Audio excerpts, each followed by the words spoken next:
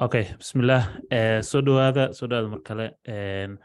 Waxaan soo marnay week 9 oo ahaa bilaawgii React. Saan dareemay intiina badan waad aragteen React si u shaqeyso. Waxaa soo barateen componentska waxay yihiin, waxaa soo barateen propska waxay yihiin, sida propska la iskugu xiraa, micnaa propska loo diraa, componentka loogu diraa, waxyaalahaas dhan soo barateen. Maanta waxaan baranaynaa HTTP request ama sida loo diro request oo API ah. Haddaan maqashid HTTP request waa API. React side effect waxa la dhaho iyo client routing. So marka ugu horeyso waxaa sameysaan qof kasto bal isku day inaad hal sentence camal aad ku sharaxdo wuxuu u yahay HTTP request adigoo soo gelinayo Slack-ga ama chat-kan Zoom-ka. bal ii sheega waa maxay HTTP request.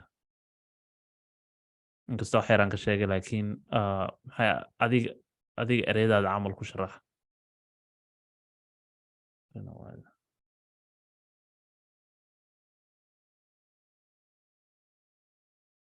Hey, go ahead.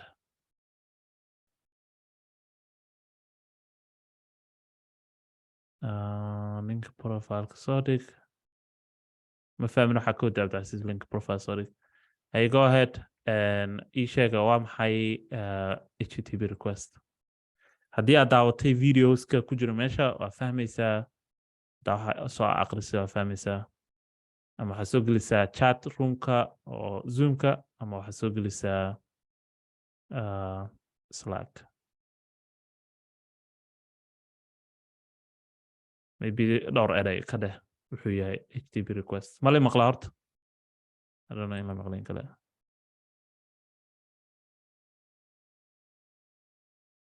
In request loo diro, okay. That's good. Si aad data fetch u garayso, okay. Fetch garayso. Waa habka data loo diro iyadoo laga soo jiidanayo serverka, okay. Anyone else? Waa hab codsi loogu diro serverka iyadoo isticmaalayo HTTP methods like post, get and delete. Okay, good. Anyone else? Dad oo type garayna ujeedaa, so I'll give them a second.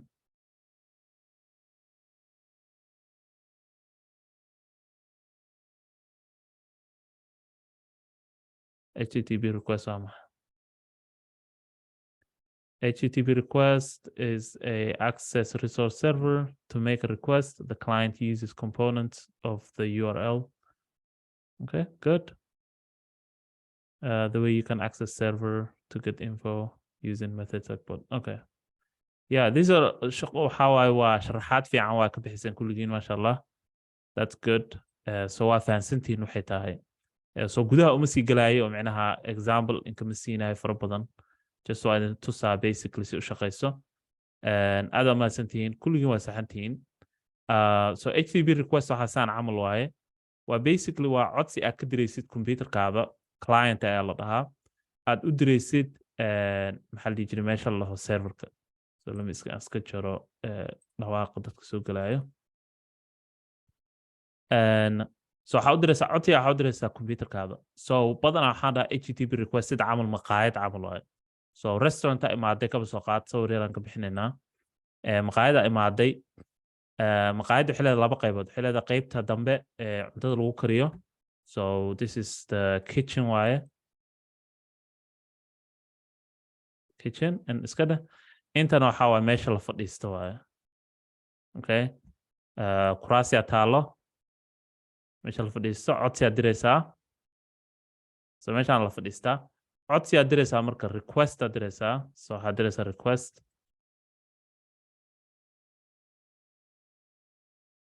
Request aad diraysaa. Requestigaas waa package waaye waxa ku jiro. Waxaa ku jiro first waxa aad dirsatay oo cuntada nooca lagu sameynayo.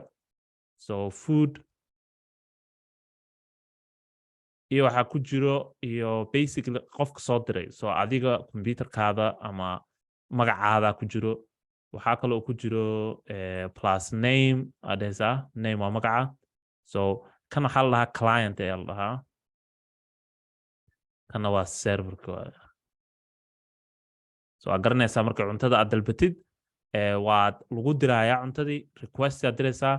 kabacdi markay cuntada lasoo kariyo oo diyaar tahay aa lasoo dirayaa kana waxaa la dhahaa response aa la dhahaa so request and response waaye basically waa meesha waa browserka waaye kan browser markasta ood website gasho waxaad diraysaa codsi waxaad u diraysaa serverka u diraysaa so serverka markaa u dirto websiteki aad dirtay kala soo qaad www.gebischool.com wuxuu ku xiran yahay IP address ku xiran yahay IP addresskaas wuxuu ku dhex jiraa meeshan serverkan ku jiraa waa 192.1 whatever 68 waaye magaca gebischool.com serverku garanayaa waxaa jiro waxa la dhahaa mapping waa arrimaha networking waaye mapping waxa la jiro basically gebischool.com wuxuu ku xiran yahay IP address ku xiran yahay okay IP addresskaas informationkiisa la soo dirayaa marka wixii laga hayo dhan yaa la soo dirayaa okay so taas waxa la dhahaa waa responsigaas waaye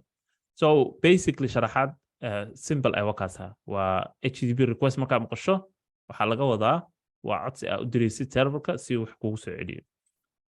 okay so waxaan ka hadlaynaa marka waxaan rabnaa inaan barano marka waa garanaysaa sida loo diro taas horaa usoo barateen si ardaydii hore ugu jirta classka waxay kusoo barteen casharkii ugu dambeeyey oo ahaa aan ku diraynay requestiga aan ku diraynay serverka aan IP-ga aan ugu yeerinay laakiin waa ka gudbaynaa HTTP request so sidee HTTP request so React see loogu isticmaalaa okay React see loogu isticmaalaa so React waan ka hadli doonaa hadhowdii arrimaha clientiga waxyaalahaas markaan ka hadlayna routingka laakiin React waxaa weeye waa ayada waa basically waa front end waa macnaheedu waxay ku taalaa React-ka intay ku dhex taalaa so browserkii ku jirtaa so React shuqul kuma laha meesha dambe siba hadda intaan hab cusub waxaa jirta loo sameeyay laakiin sida general sida dadka inta badan ay garanayaan waa serverka kuma jirto waxay ku jirtaa browserka so haddii ay rabto inay dirto codsi React haddii rabto inay codsi dirto waa in ay isticmaasho habkii hore ahaa HTTP requestiga okay so waa isla fiirinaynaa habka taas loogu isticmaalo marka so example aan ka siinayaa laakiin exampleka waxaan dhisaynaa project aan dhisaynaa project markaan dhisayno waxaan idin tusayaa habka aan u samayn lahayn requestigaas hopefully qofka suu fahansan yahay waxaa laga wado HTTP request okay so aan bilaabno marka project cusub aan bilaabaynaa so aan soo furano terminalka waxaan sameynaynaa ilaa ku run yahay React cusub aan sameynaynaa project React cusub so waxaan gelayaa aniga meesha igu jiraan waxaa cd week I think inuu yahay week 10 okay so intaan gelinayaa so waxaan leenahay npx create React app waxaan u bixinaynaa waxaan leenahay products or let's call it Gebi products okay so waxaan sameynaynaa website yar oo tusaya products waxyaalaha soo jiidanaya oo server ka soo jiidanaya and then inshallah designka wixii already waa sameeyey waxaan tusaya marka sidaan u isticmaalayno HTTP request annaga oo ku jirno React annaga ku jirno so aad u fudud yahay it's very easy sharaxaas iga noqday give me a second computerkii labada screen is kala bedelay so midna wuxuu noqday midkii second screenka waxay ka noqotay the default screenka iga noqotay so let me change that let's go to displays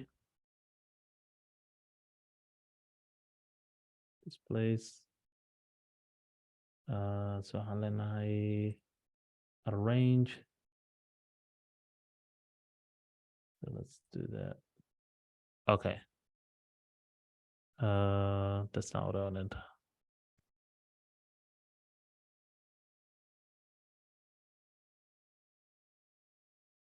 Okay. Yeah, okay. Sana Robert. Okay, good. Waxaan rabaa baaladan hoos inta ii joogaan. Okay. So waxaan sameynaynaa marka hadda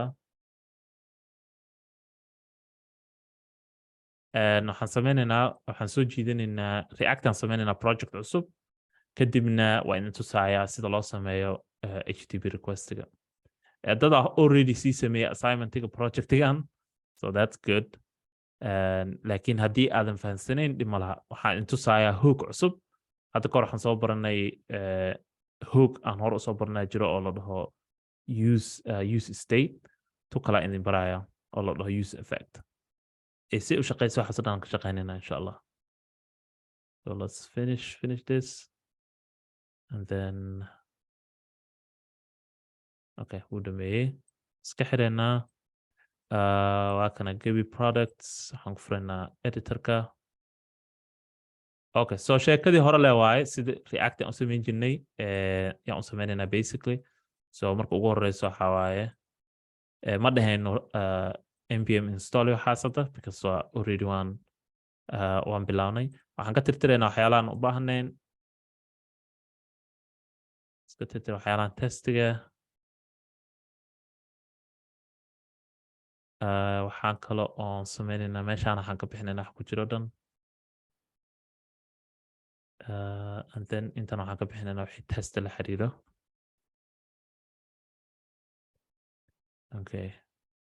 intana loogada iska bixi you don't need it import react from react okay all right so start aan leenahay npm start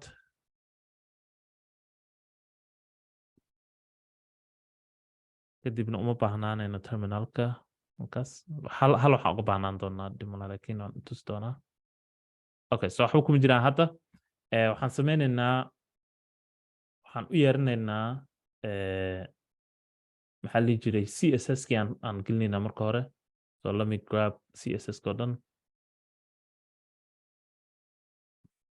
wixii css so waxaan gelinaynaa index.css kasa wixii kale uma baahnin xataa kan app.css kan uma baahnin iska bixi isaga okay so hadda waxaan u baahannahay marka let's see engineer css kan soo dirwa yeah css kan soo dirwa css code css ka he no soo dirwa hodan soo okay I'm not sure screen-kayga waa ay u switch garaynayso screen-ka xaggayga aaday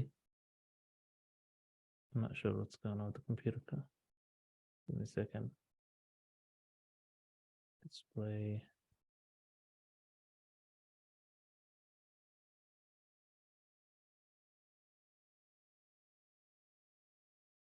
Range.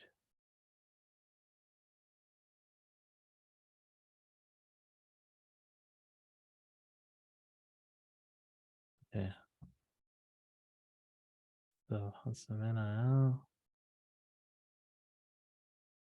Okay. So intaasaan rabay. Projectigan sameynaa idin tusaya marka projectiga it's very basic project waaye waa kana and basically waa saan u egyahay so markii aad soo booqato waxaad dhihi kartaa shop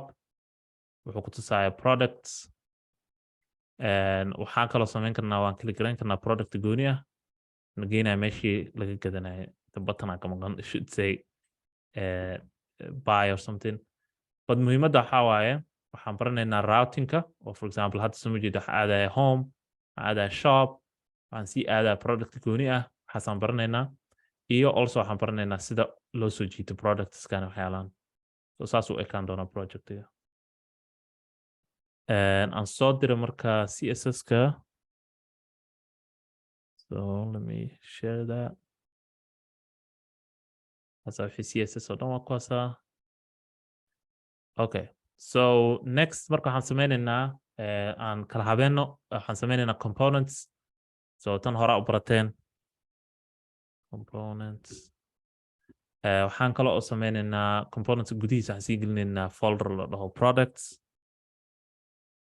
folderkaas gudihiisa waxaan sii gelinaynaa laba wax mid ah product list products list tan waxaan dhan hore usoo barateen habka micnaha loo organize gareeyo kan waxaa waaye saana ma ahan meel kasta oo aragtitaan ma aha micnaha uma habeysna laakiin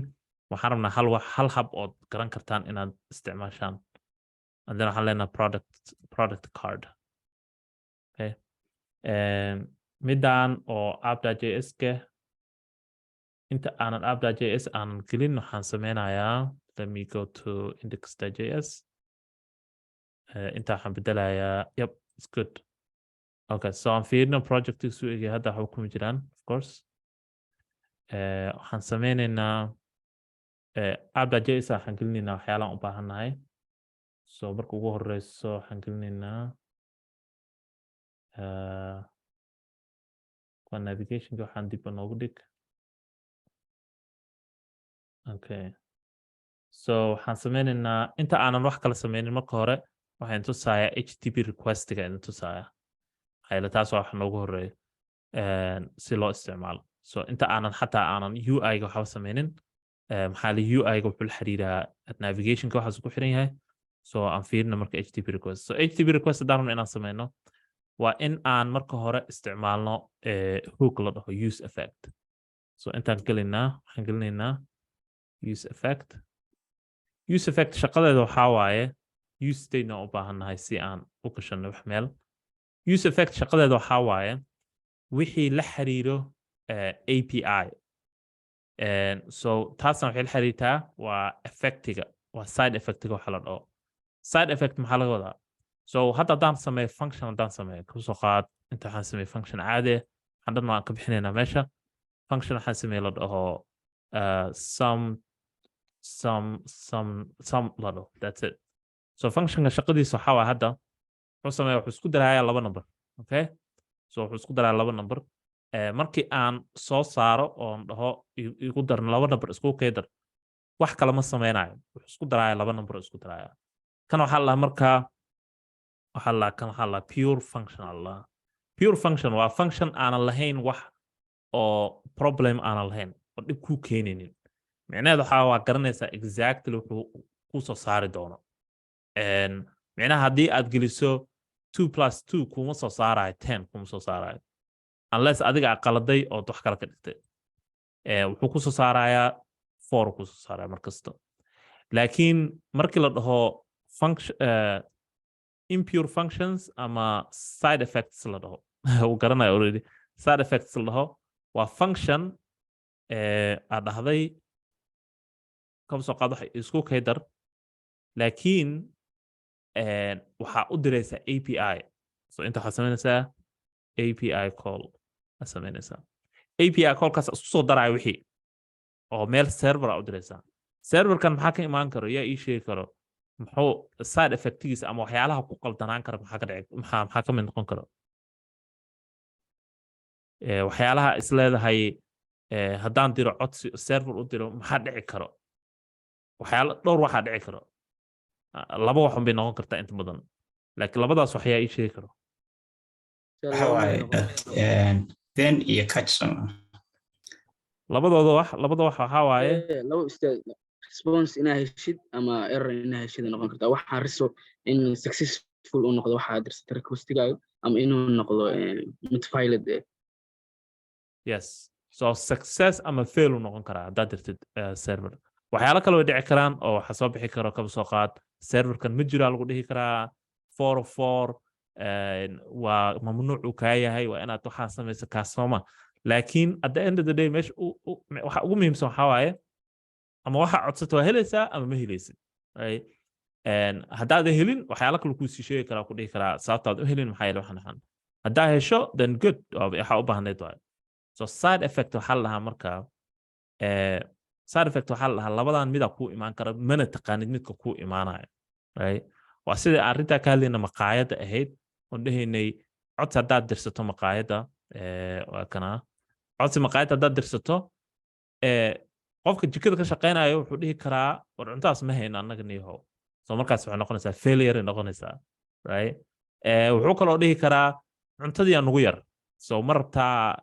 wax in lagu bedelo ma rabtaa okay wuu ku dhihi karaa wuxuu kaloo ku dhihi karaa warniyahow jikada dhinaaba gubatay meesha ka carara ku dhihi karaa so laakiin wuxuu kaloo ku dhihi karaa success so success wuu kusoo saari karaa oo cuntadii exactly sa rabta kugu soo diri karaa waxyaalahan oo dhan oo codsiga aad dirsatay ka imaan karo waxaa la isku dhahaa kulligood side effects aa la isku dhahaa side effect marka API markay noqoto ama codsi API diraysid mar kasto meel kasta aad joogtid waa side effect uu leeyahay oo ma hubtid waxa kuu soo laabanaya marka ma ahan pure function ma ahan oo hubtid 100% haddii million times isku dirtid laba number sidaa rabta iskugu dar exactly hal waxa kuu soo noqonaya laakiin haddaad dirtid function haddaad u dirtid API call oo meel API u dirto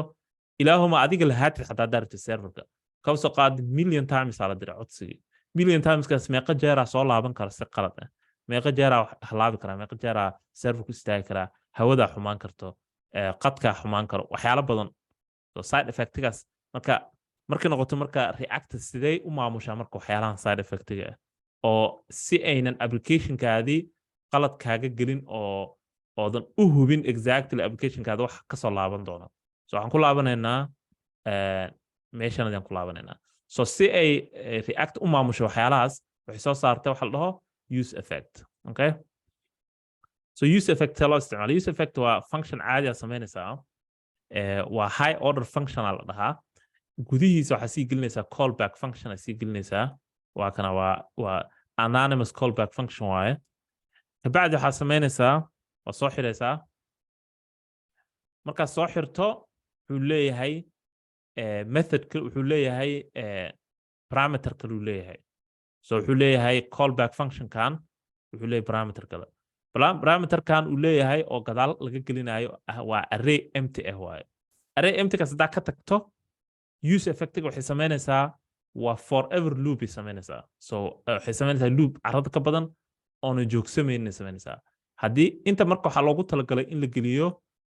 kaba soo qaad API call aan samaynay okay API-gaas markuu isbedelo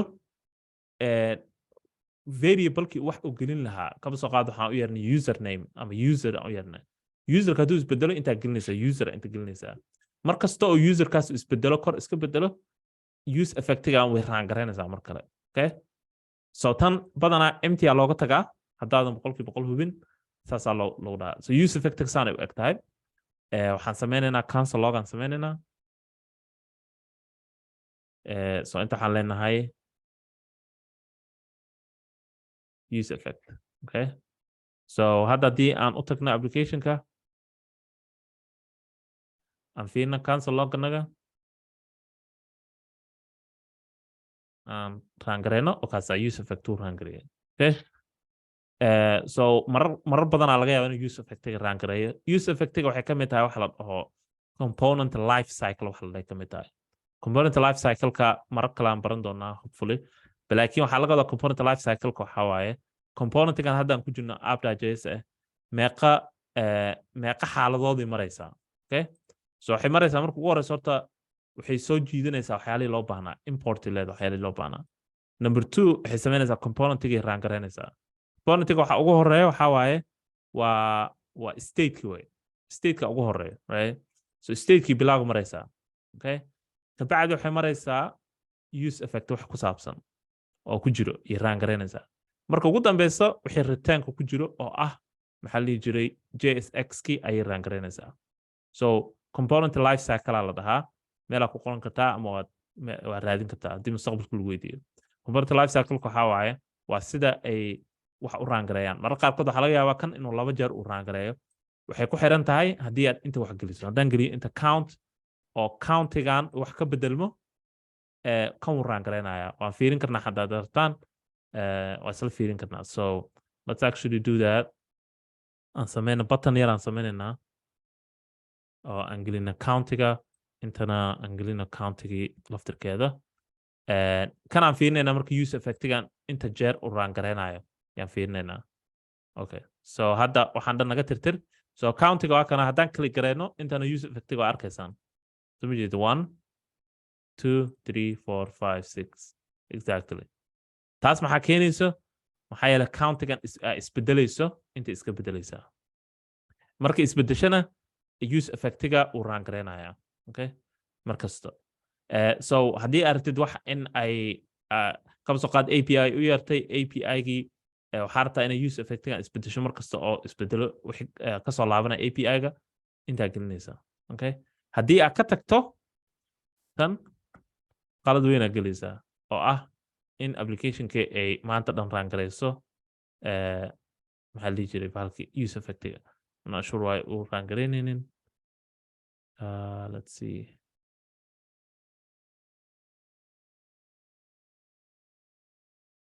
Oh, because function inaan gelino waaye oo raangareynayo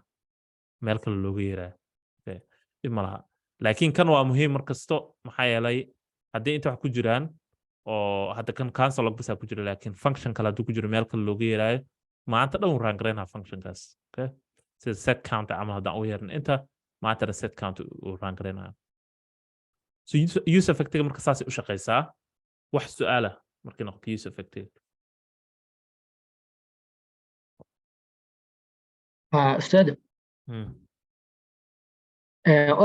كونتي هدوس بدل باسم مال رانجرينا مثل مركل عادي ولا رانجرينا. So countiga haddaa halkan geliso marka ugu horeyso componentiga ay load gareysmato. So hadda camal haddaan refresh dhaho use effectiga soo jeeda uu raangariya 2 jeer uu raangariya xataa soo jeedid. So refresh daan dhaho 2 jeer uu raangariya halkaas mar bis u dhaqaaqaya. haddii aan ka bixina xataa kan still use effectiga uu raangareyna. use effectiga markasta oo componentiga ay soo load gareysmato ama browserka uu soo load gareeyo use effectiga way raangareynaysaa xataa haddii aan waxba ku jirin halkan. Okay,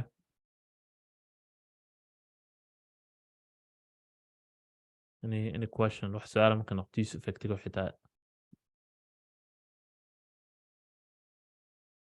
Okay, so markii noqoto marka wixii API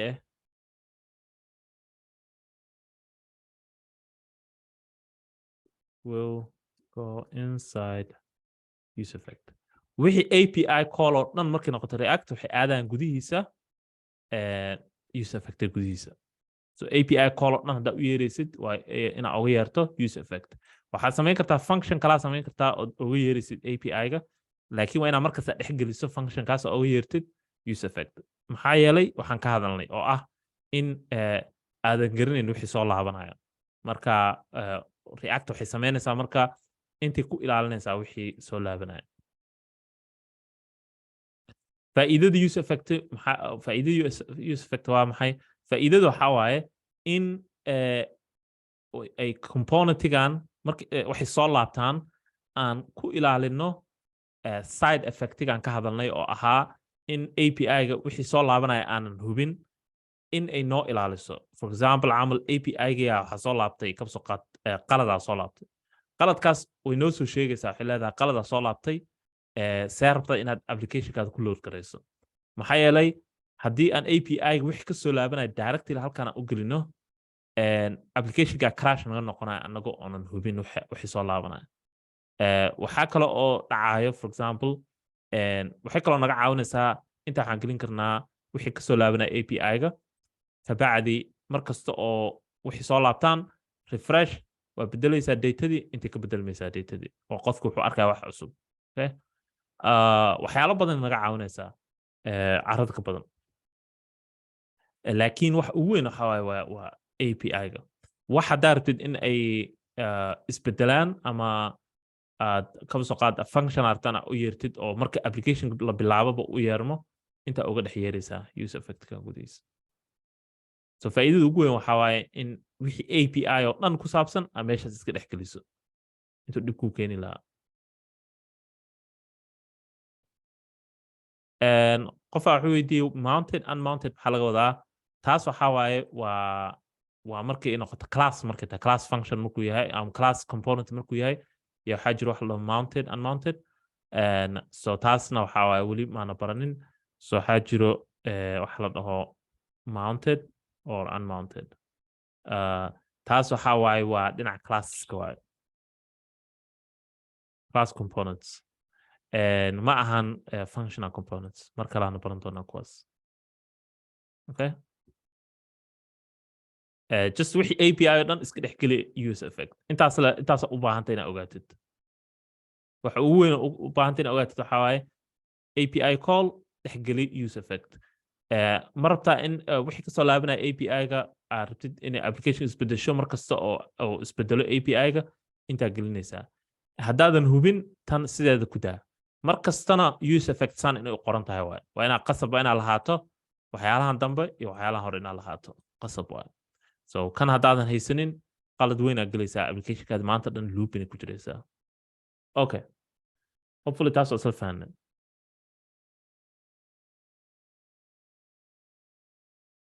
okay so hadda waxaan sameynaynaa marka API call aan sameynaynaa oo u yeerina API so API intaan u yeerin marka waxaan u baahannahay wax noo soo jiido API-ga okay waxaa jirta bahal la dhaho Axios tan waxaa laga yaabaa in hore u taqaanaan intiina badan Axios API Axios waxay naga caawinaysaa inaan u yeerno API-ga waxaa kaloo jira hab kale oo loo sameeyo la dhaho fetch API fetch waa habka ay JavaScript ay leedahay oo loogu soo jiito API-ga waxaan isticmaalaynaa annaga Axios aan isticmaalaynaa isku mid waaye mid kaarta isticmaali kartaa fetch ama Axios aniga Axios aan badanaa isticmaalaa way ila fududahay xoogaa way ka fududahay markii barashadeeda ahaan so Axios waxaan sameynaynaa waa u yeeraynaa so install inaan dhahno waaye so we have to say npm install so adinka marka homework ka shaqeynaysaan uma baahnidin inaad gooni u dhahdaan npm install micnaha oo Axios gooni ah already homeworkini way ku dhex jirtaa waxaa u baahantiin bas inaad dhahdaan npm install way kugu jirtaa annaga naguma jirta hadda waxaan project cusub haysto waxaan leenahay npm install aan leenahay Axios so wuxuu noogu soo shubayaa package.json ku noogu soo shubayaa waa kana Axios okay intaas bisaan u baahannahay then waxaan sameynaynaa hadda inta koraan soo jiidanaynaa waxaan leenahay import Axios from Axios intaas leewaay meeshaan gudaheeda marka waxaan sameynaynaa waxaan u yeeraynaa API and so Axios marka habab badanaa u sameyn kartaa waxaad sameyn kartaa waxaad dhihi kartaa axios.get waxaad dhihi kartaa axios.post axios.put axios.delete hababkii aad u taqaaneen in API-ga loogu yeero right so waa sida camal fetch camal waa fetch habka ugu yeeri jirna laakiin fetchka wuxuu uga duwan yahay kan fetchka marka ma dhahaysid fetch.get ma dhahaysid fetch waxaa dhahaysaa fetch caadi kabacdi gudaha waxaa gelinaysaa headerski iyo waxyaalaha u baahnay tan uma baahna marka headers waxaas inaad geliso saasay uga yar fududahay okay meeshaan gudaheedaan u yeeraynaa marka waxaan u yeeraynaa API la dhaho fake products API lahaan u yeeraynaa ustaado extensionkan oo code ku dhamaystiraa magaciisa yaa igu soo celi extensionka oo code community ku dhamaystiraa magaciisa kan waxaa la dhahaa waxaa la dhahaa waxaa la GitHub Copilot laakiin free ma aha GitHub Copilot kana free ma ahan also ani kuma recommend gareynayo dadka oo baranayo so hadda baranaysid coding qaladaad badan uu kuu keeni karaa so barashadu kuma fiicna wuxuu ku fiican yahay markii aad baratay wixii ka bacdi in aad isticmaasho sida ChatGPT camal waaye wixii haddaadan garanaynin qalad uu kuu keeni karaa so aniga shaqadu ii fududeynaya bas ma ogi waxaan dhihi lahaa ka fogaada haddii aad rabtaan inaad barataan programming okay so taasaan kula talin lahaa barashada markaad baranaysid ma fiicno bahalkan completionkan ma fiicno markii aad project ka shaqeynaysid oo aad taqaanid waxa aad raadinaysid laakiin haddaadan garanayn waxa raadinaysid then wuu kuga adkaanaya markaas micnaha wuu ku fududeynaa shaqadii laakiin adiga wax ma baranaysid oo micnaha wixii kula noqonaya wax fudud hadhowdi markii aad asaga weysana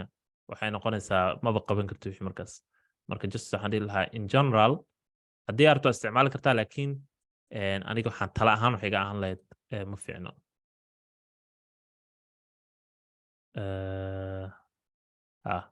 okay so inta uga yeeraynaa marka waxaan leenahay just axios dot get inta waxaan gelinaynaa marka API-ga nagi markaasa okay actually waan iska xiraaya balkan because waxaan ka cabsanaa inuu nasi horumar hore usii socdo anagana wixii sharaxin so let me just go here GitHub Copilot what happened can I disable okay yeah so reload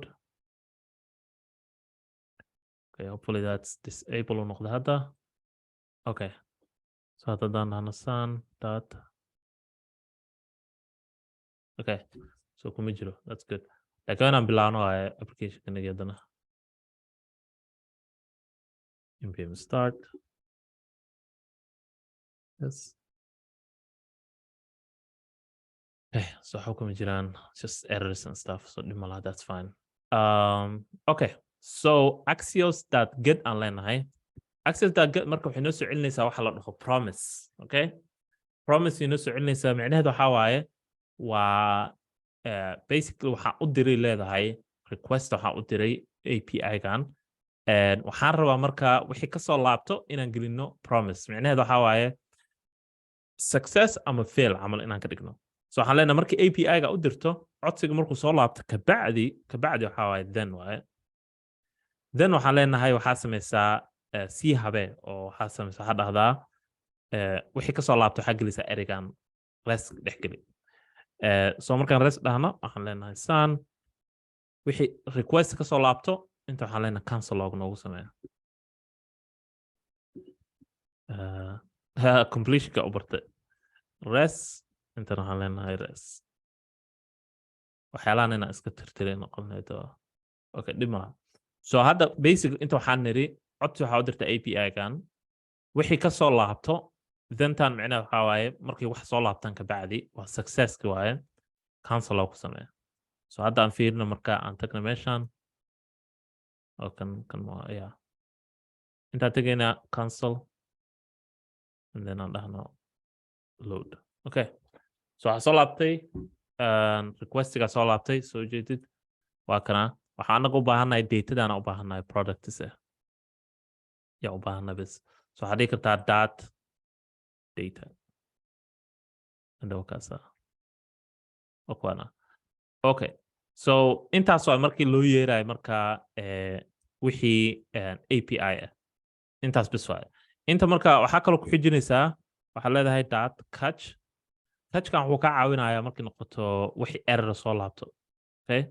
so dot catch same thing waxaa leedahay error cancel log error okay marka laba waxa waa dot then iyo dot catch okay so hadda haddii aan wax ka qaladno kan aan dhahno product instead of products waa kana error noo soo saaraya access error request failed 404 macnaheedu ma jiro waaye barnaamijkan okay products so use effectiga iyo API callka saana la iskula isticmaala that's it so kana iska tirtirno uma baahnin hadda iyo waxaana dhan use effect iyo callback iyo API call saasa la iskula isticmaalaa waxaa kaloo samayn kartaa use effectiyo kalena waa isticmaali kartaa qasama hal xabina isticmaasho ku kalena waa isticmaali kartaa inta use effect caadi a usii isticmaali kartaa API call kala u yeeran kartaa waxaa rabtaa ku samayn kartaa midaan isku shaqay qabanayaan basically wax su-aala markay noqoto use effectiga iyo API callka si loo sameeyo tan sababta aan u dulmaraya si dhaqsana maxaa yeele hadda ka horaan sameyne ama horaa usoo aragtay haddii aad barnaamij noocan ka shaqeysa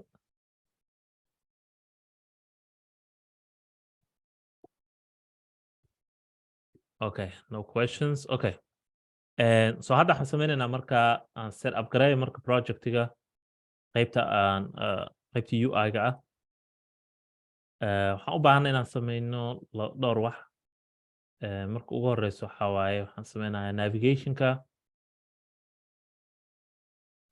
Navigationka sameynaya kabacdina waxaan sameynaynaa insha Allah homekaan ku horumarna actually. So inta gudaheeda components gudaheeda waxaan sameynaynaa component la dhaho home.js. tan waxay naga caawinaysaa wixii oo ku saabsan engineering. home. Yes. And fake API iyo real API maxaa farq u dhexeeya?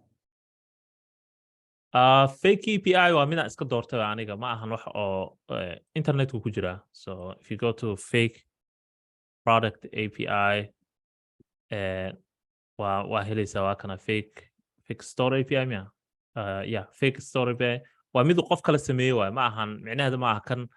inuu jiro mid fake iyo mid real inuu jiro maaha kan waa qof wuxuu sameeyay. So haddii aad rabtid mid real ama adiga samaysan kartid ama company ka soo jiidan kartaa. So kaba soo qaad rabtid inaad tweets inaad tusto ama Twitter camal ka soo jiido waxa leedahay Twitter API. waa kana Twitter API waxay ku siinayaan API-ga meesha laga soo jiidan lahaa ay ku siinayaan badanaa hadda lacag ay ka dhigan umaleynaya laakiin waa raadinaysaa meesha wax laga soo jiidan lahaa documentation-kooda akhrinaysaa. Let's see. So inta kuma jiro. So Twitter way adkeen wixii ninkii Elon Musk sida u qaatay waxaa fiirin kartaa oo kale let's see mid fudud API. Let's go to the open APIs fiirin kartaa. kuwa waxaa jiro open oo free ah jiro. Midaan aqaan kuwan waxaa jiro website la Rapid API ka soo jiidan karto kuwa badan oo ku haya option kala duwan. So jeedid MPA, Google Translator, Football. API carada ka badan jiro. Weather API kan ugu qatarsan waaye oo free ah. Weather API.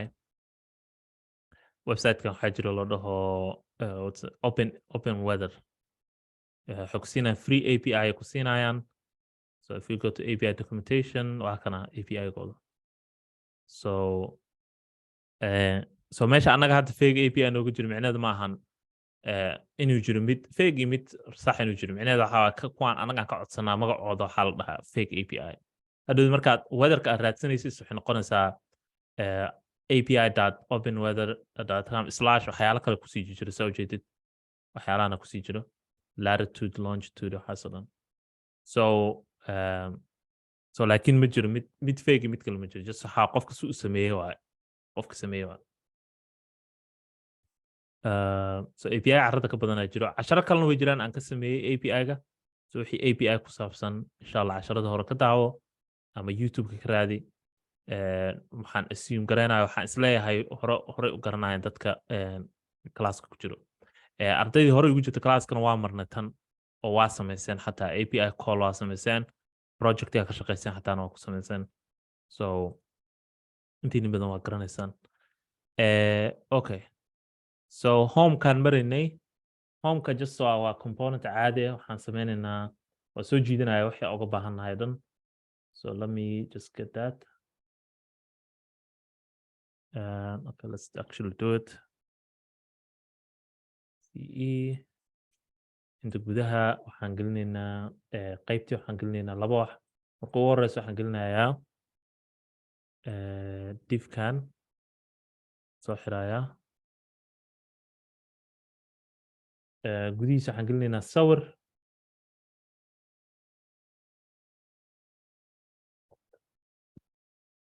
sawirka weyn waa arkayseen. Okay. weli maana soo jeedin home-ka. Okay. And then waxaan gelinaynaa button. The button here sharp la dhaho. Okay. So intaasaan gelinaynaa hadda kabacdina waxaan kasoo jiidanaynaa app.js. Import home from from home marka qaarkood waad u baranaysaa wixii completionka ahaa marka dib uu ku keeni karaa soo jeeda hadda intaan gelinayna marka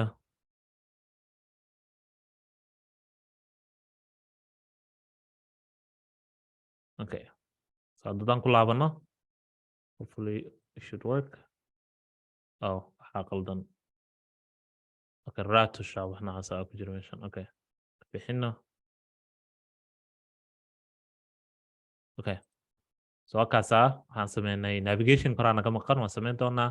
butankana wuxuu noo diri doonaa meesha shoppingka oo shop listiga okay so taas waa sameynay waxaan naga dhiman hadda app.js-ka marka waxaan gelinaynaa routingkii u baahannahay waxaa lii routingka la xiriiray so waxaan rabaa marka routing inaan ka hadlo waa qaybta dambe oon ka hadlayno oo ugu dambeysa casharka qaybta ugu adagna waa xoogaha markii noqoto fahanka so waxaan soo baranay sida API loogu yeero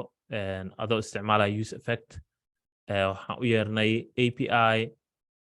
so hadda waxaan gelaynaa marka routingka muxuu yahay routingka waxaa waa sida camal any website so haddii aan nagebischool.com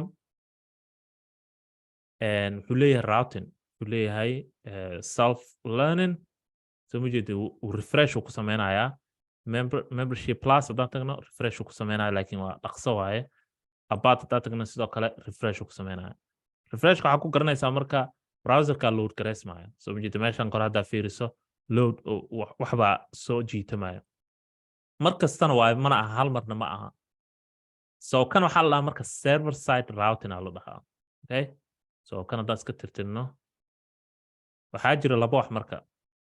mid waxaa jiro la dhaho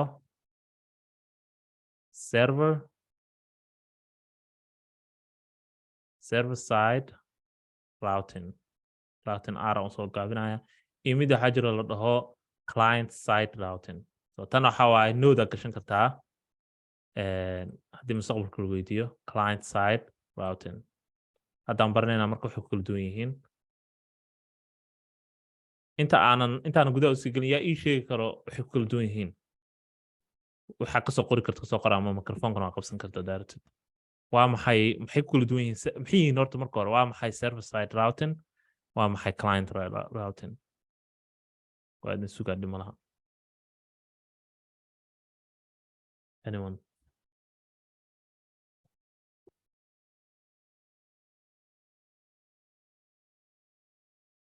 server side routing iyo client waxaa qaybta browserka waa serverkana qaybta oo flash machine so kan client routing waxaa waa browserka ma dhahda browserka okay kana maxaa tiri qaybta meesha flash yaalin qaybta flash yaalo files okay that's good qof kale ku darsanayo wax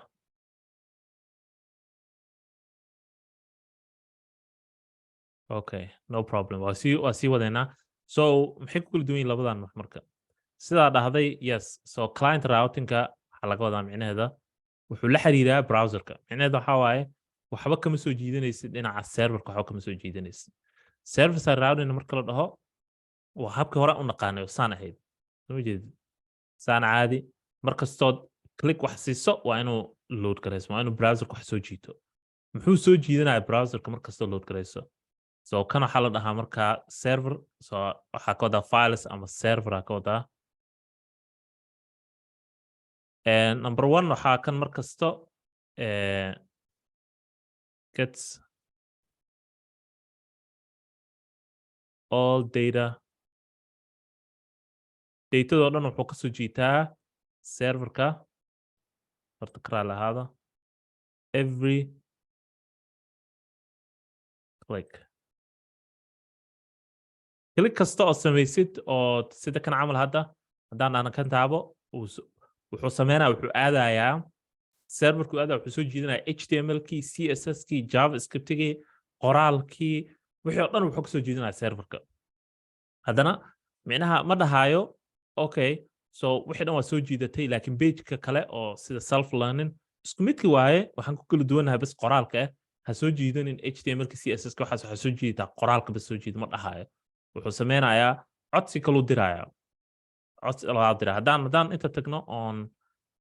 network tagno kabacdina aan meeshaan slow ka dhigno waa arkaysaa so haddaan hadda click siino membership cabaaru qaadanayo soo jeedid so cabaaru qaatay haddaan about tagno sidoo kale cabaaru qaatay okay example kale ayaan tusaaya marka oo kan ka duwan marka example-kan waxaa waaye website-kayga Alif Cloud wuxuu ku dhisan yahay React ku dhisan yahay haddii aan hadda isku dayno network haddaan aadno slow ka dhiga daartid dhima laha qaybta haddaan tagno about-ka waxa dhici doona argayaa so loading waxaas ma jiro already way ku jirtaa meesha wixii pricing haddaan tagno loading waxa lama jiro wuu soo baxay wixii okay haddaan tagno home wixii soo baxeen laakiin markaan tagno kan gebi mentorship haddaan dhagsiino loading maxaa keenaysa taas wax kasta oo ah HTML-ki CSS-ki JavaScript-ki wixii dhan uu soo jiidanaya mar kale laakiin kan oo React ku dhisan wuxuu uga duwan yahay ama Next.js ku dhisan wuxuu uga duwan yahay marka ugu horeyso bilowga aan website-ka soo gelino wuxuu soo jiidanaya wixii u baahnayo dhan wuxuu soo jiidanaya content-kii qoraalkii HTML-ki CSS-ki browser-ku ku kaydinaya marka wixii dhan so tan waxa la marka client side routing la dhahaa micnaheedu waxa waaye wuxuu sameynayaa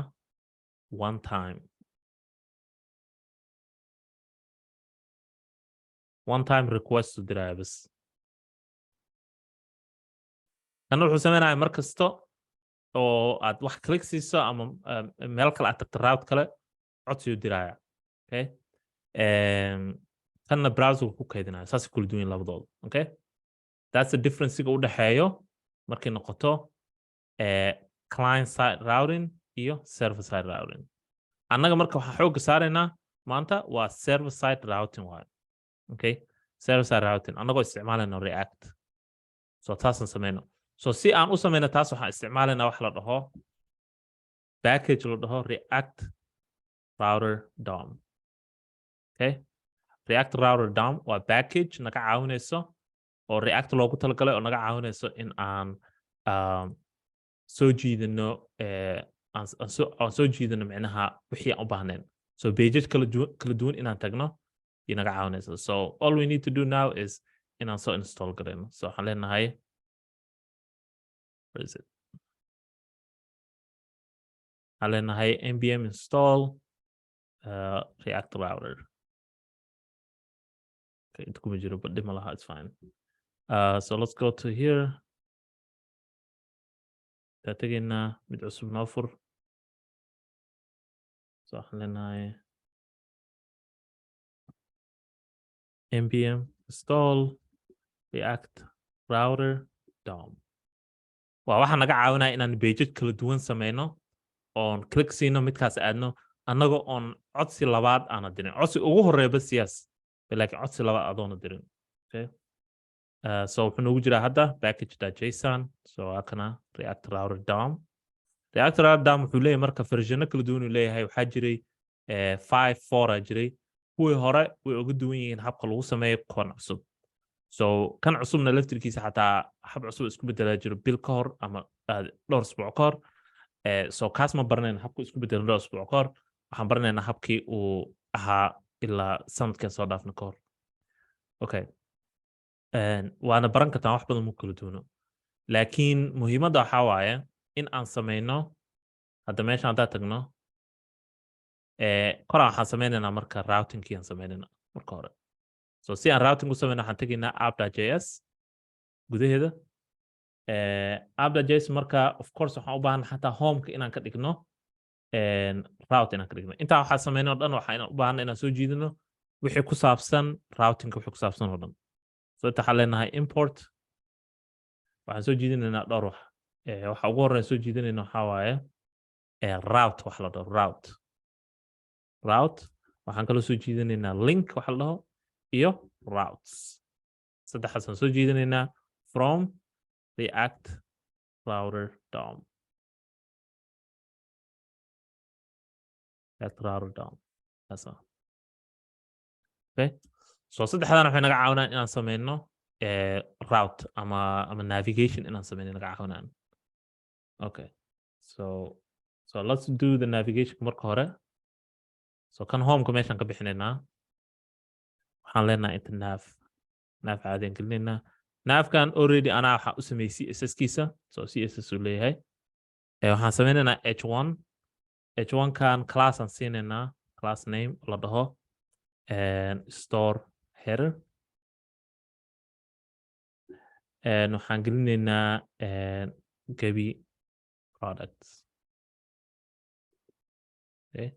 so haddaan fiirino markaasa gebi products okay so ujeeda navkan anaa u sameeyey waxaan css kiisa waxaan kale oo sameynaynaa nav kale waxaan sameynaynaa div halkan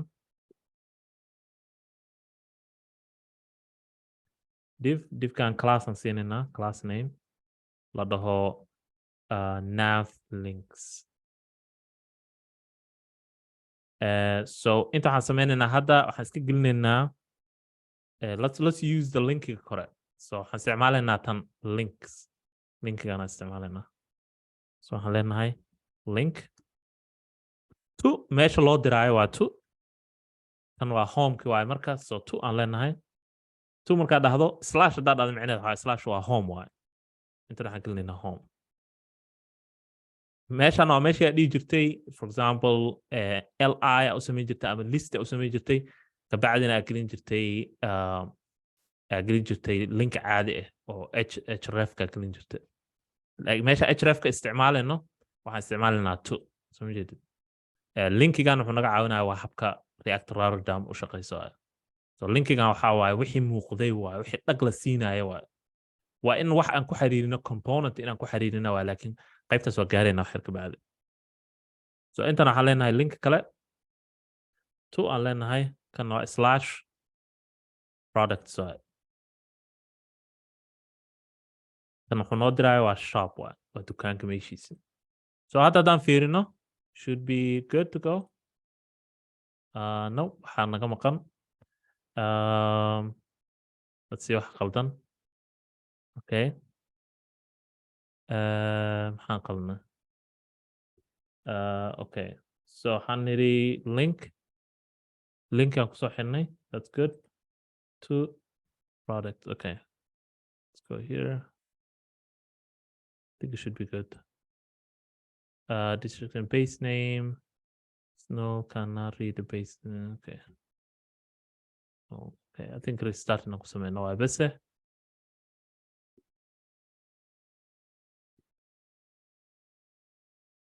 okay uncalled base name okay never seen that error before how we'll figure out well done so link to okay let's see no this is fine shop okay so kana waxaan ka dhigaynaa hadda aan ka dhigaynaa for now intan waxaan ka dhigaynaa href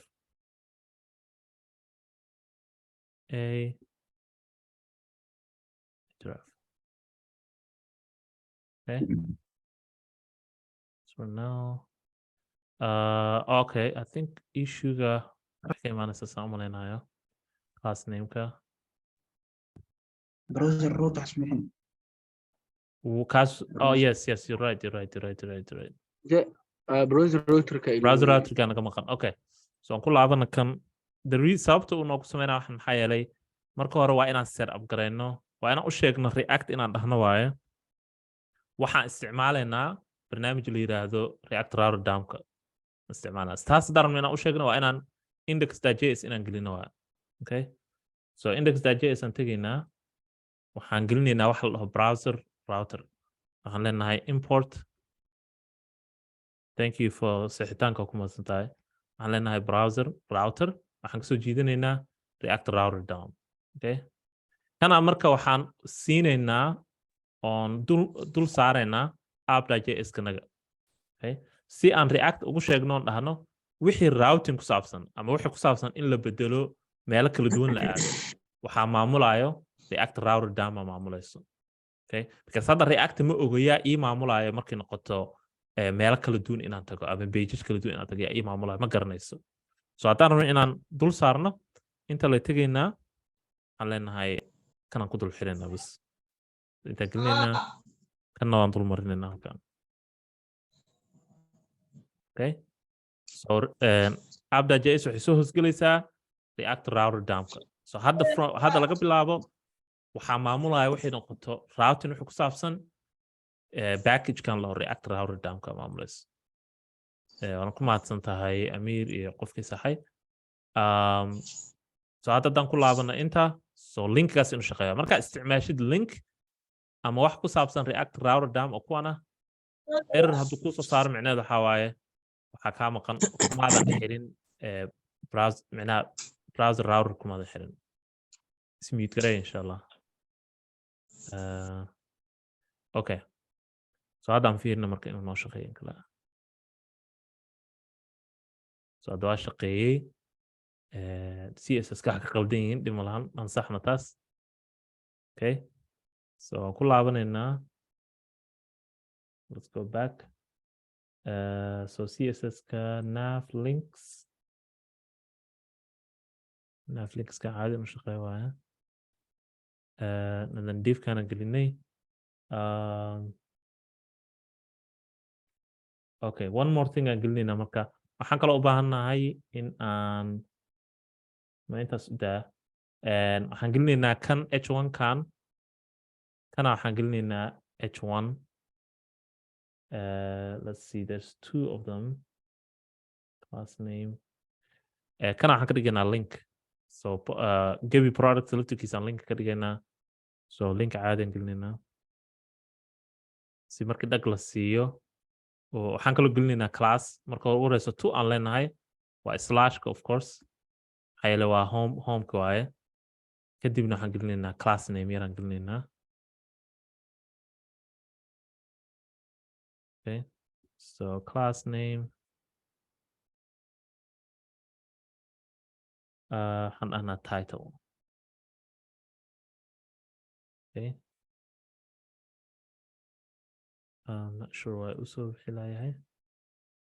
saxda waa inuu inta margeyska dimalaw inoo soo baxayaan waxaas oo dhan so navka oo kaasaa so problemka waxaa navka buu ku hoos jirin bakan okay navka kormari okay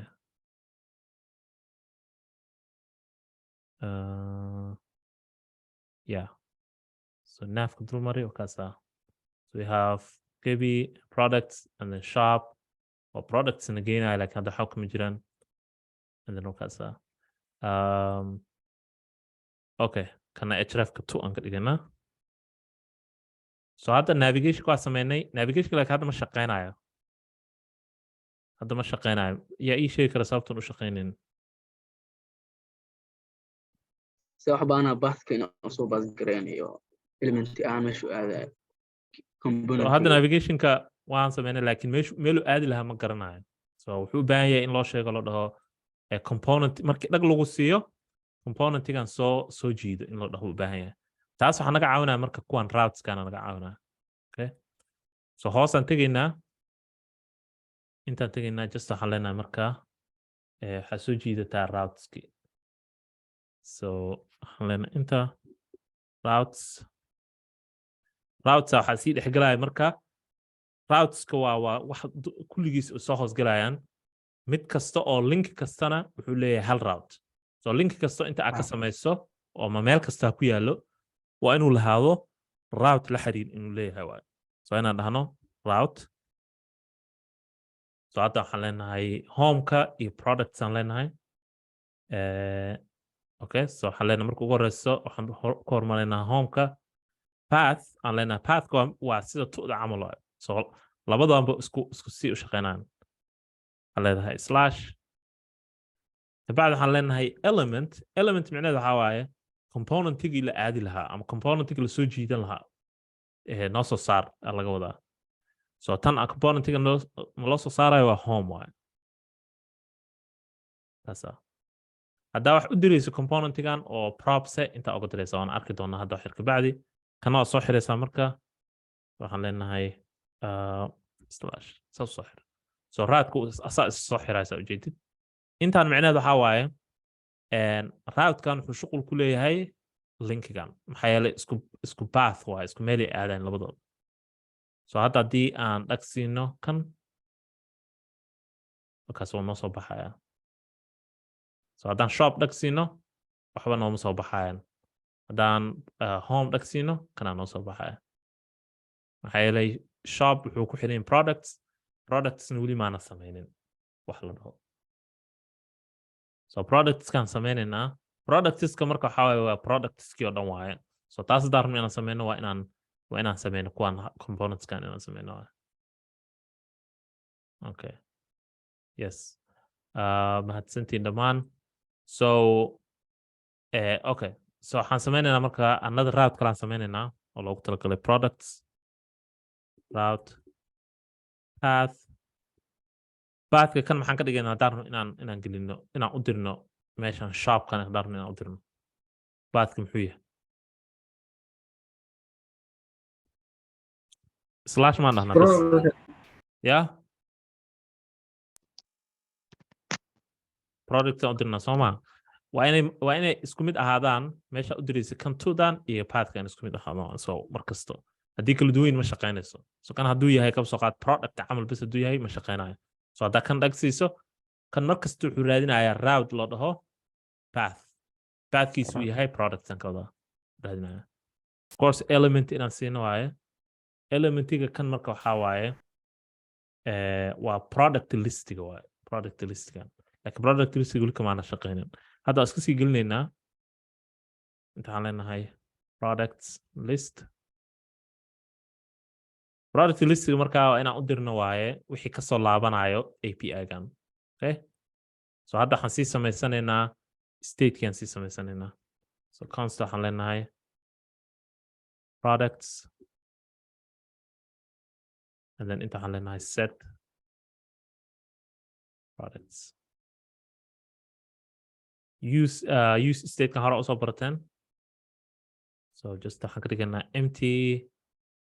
empty like ka dhigday malaha it's not a big deal empty waxaa ka dhigtaa empty object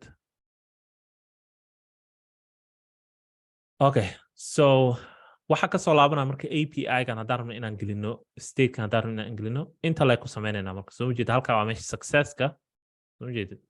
so successka meesha ahayd waxaan leenahay set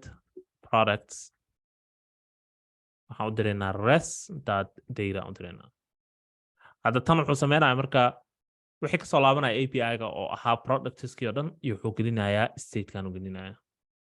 ujeed so hadda kan wuxuu leeyahay already waa la isticmaalay laakiin kan grey waaye soo ujeedid lama isticmaalin uu leeyahay so haddaan rabno inaan isticmaalno kaas waxaan u diraynaa sida props aan u diraynaa yaa iga caawin karo sida props loo diro haddaan rabno inaan u dirno hadda productskan inaan u dirno rabno props weli maana sameyn propkan waxaan ka wadaa componentiga weli maana sameynin waan sameyn doonaa xeer ka bacdi so say ugu dirnaa wax markaad yaa iga caawin karo elementiga dhexdiisaad gelin kartaa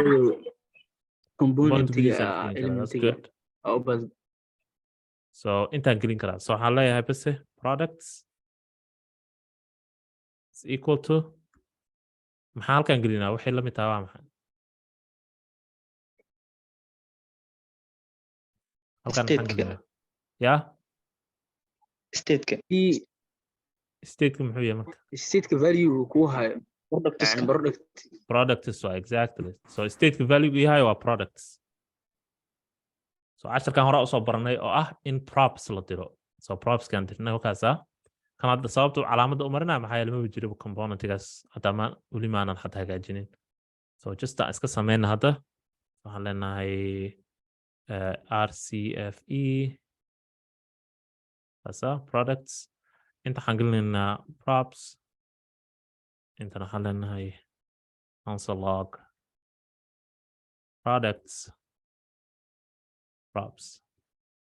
okay and intaan soo jiidanaynaa let's get it import product list from products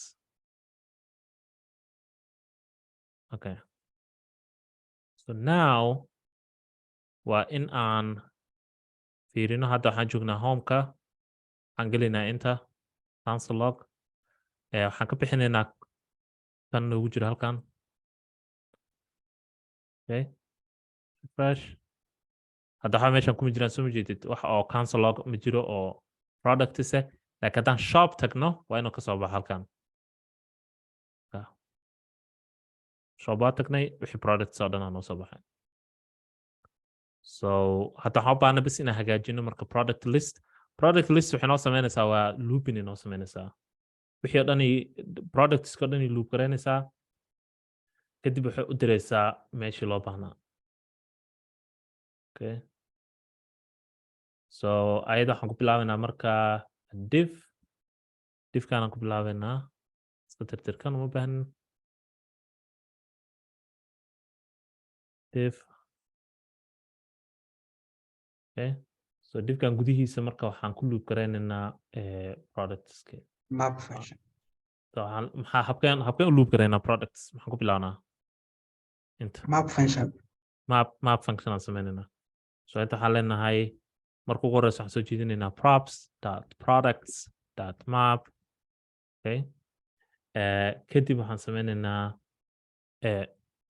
waa callback function oo soo jiidaya so waa hal product waaye callback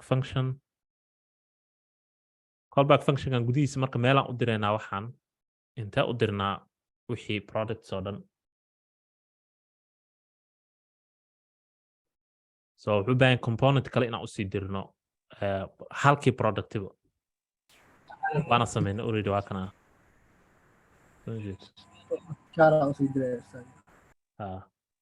so let's do that okay hab kale waa idin tusi doonaa oo aan ugu diri karno but marka ugu horeyso let's do this so aan soo jiidano kaas waxaan leenahay product card no product card aan diraynaa prop aan diraynaa so aan leenahay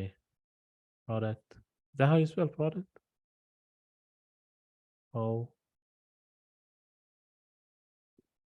product is equal to product soo xirina marka kan weli maana ka shaqaysiinin oo waxba naguma jiraan so isagana waan bilaabaynaa so rcfe propskiisaan soo jiidanaynaa intana waxaan dhaynaa sidii kii hore camal cancel log product waa hal product waaye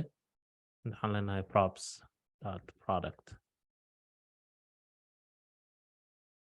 okay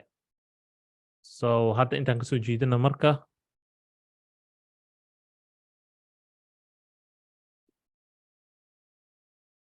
from okay so hadda waa caadi let's see products haddaan tagno errorna siinayaa props.product majiro leeyahay spelling kama qalda what's wrong with this okay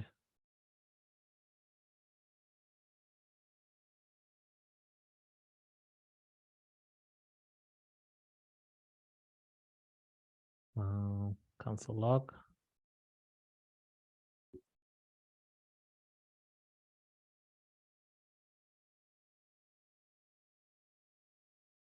okay so saxana halkaasa so waa u diidayn okay yeah so soo saaraa hadduu soo saaray yeah so hadda uu soo saaray laakiin weli wax link umaana sameynin halkii productivo so haddaan one gelina camal halkan kama soo baxayaan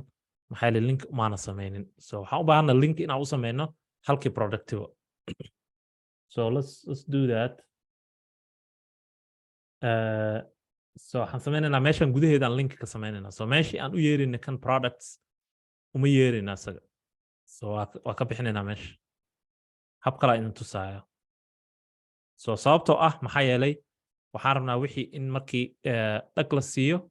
uu meeshan browserka uu noo soo saaro sidan camal products/1 camal inuu noo soo saaro rabnaa okay so inta waxaan gelinaynaa markaa arrintii linkiga link ayaan leenahay caadi so ama inta ka horeyso waxaan gelinaynaa horta marka hore waxaan gelinaynaa productka caadiga ahaa so waxaan soo sharaxaynaa product kasto siday u egtaan soo saaraynaa so div aan soo saaro so div class name waxaan rabnaa markii click la siiyo inay wax soo baxaan item waxaan leenahay item card waxaan siinaynaa key aan siinaynaa di kale buuq nagu furayaa keygaas waxaa waaye waa product horaa u aragteen keygan product.id kabacdina kan noo soo xir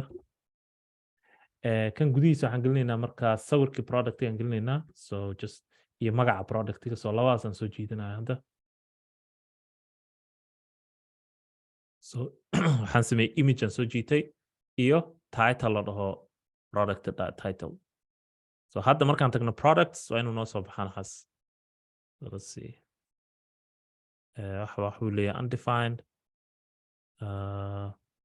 yes issue-gan hore u arkay dhib ma laha fine waan basaxay laakiin weli maan gaari so inaan home tagno marka hore kabacdi inaan shop dhag siino okay so basically waxaan sameeyey un base imageski iyo waxaan soo bandhigay kan already css waa ku jirtay so hadda mid click markaas waxa ma shaqeynayaan that's okay and waxaan u baahanaa marka in aan sawirkan iyo title-ka ama sawirka bas aan ka dhigna link so sida html-ka caadiga sawirka link looga dhigi jiraan uga dhigaynaa so just waxaan u baahanaa inaan inta dhag siino aan dhahno link weli maana soo jiidanin linkiga to aan leenahay meeshaan u diri lahayn aan sheegaynaa so tudaan marka way ka duwan tahay xoogaha tii hore okay way ka duwan tahay maxaa yeelay tan waxaa waaye waxaa la dhahaa waa dynamic routing aa la dhahaa dynamic routing ma ahan bese ma dhahayno bese /products/1 ma dhihi karno waa inaan ka dhigna dynamic maxaa yeele waxaan rabnaa mar kasta oo product gooni dhag la siiyo inuu isbedelaan rabnaa ID-gan okay so waxaan leenahay waxaan ka dhigaynaa javascript inta ka dhigaynaa kabacdi waxaan gelinaynaa template literal wax la dhaho so inta waxaan leenahay products / aan leenahay so inta waxaan gelinaynaa marka ID-ga inta gelinaynaa okay so let's do that so ID-ga waxaa waaye waa product.id okay so saas markaan gelino inta just linkiga caadigan soo xireynaa waxaan ku wareejinaynaa linkigan sawirka okay kan weli maana soo jiidinin so intaynaan dhahno waa import link from React router down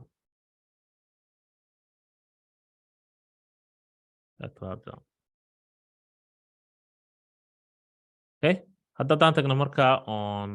refresh dhahno manoo shaqeynayo waa arrin aan hore ogaa tan dhib malaha home-kan aan tagno mar kasta on shop dhahno hadda markii aan dul tagno meesha hoose waxaa arkaysaa in uu isbedelayo ID-ga soo jeedid dhag markaan siino ID-ga meeshaan kor soo jeedid waxaa ku qoran ID3 aa ku qoran haddaan dib u laabano mid kale aan dhag siino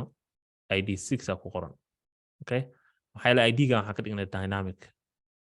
okay hadda waxaan u baahnaa marka in aan isticmaalo component-iga aan u sheegna dhahno haddii lagaa soo codsado wax la yiraahdo products/2 haddii lagu dhaho waxaa samaysaa soo jiido productskoo dhan waxaa raadisaa productiga ID-giisa uu yahay 2 kabacdina soo bandhig intaas la waxaan rabna inaan u sheegno okay so taas haddaan rabna inaan sameyno waxaan u baahanaa inaan u dirno productskoo dhan in loo diro waayo product ID-gan product card-kan in loo diro waayo productskii oo dhan okay haddaan rabna inaan u dirno taas inta lay tegaynaa sidii kuwaana ugu diraynaa so waxaan sameynaynaa route okay pathkiisa waxaan ka dhigaynaa dynamic aan ka dhigaynaa so waxaan leenahay products slash meesha waa marka meesha dad qaarkood ku wareeraan so markii laga dhigaayo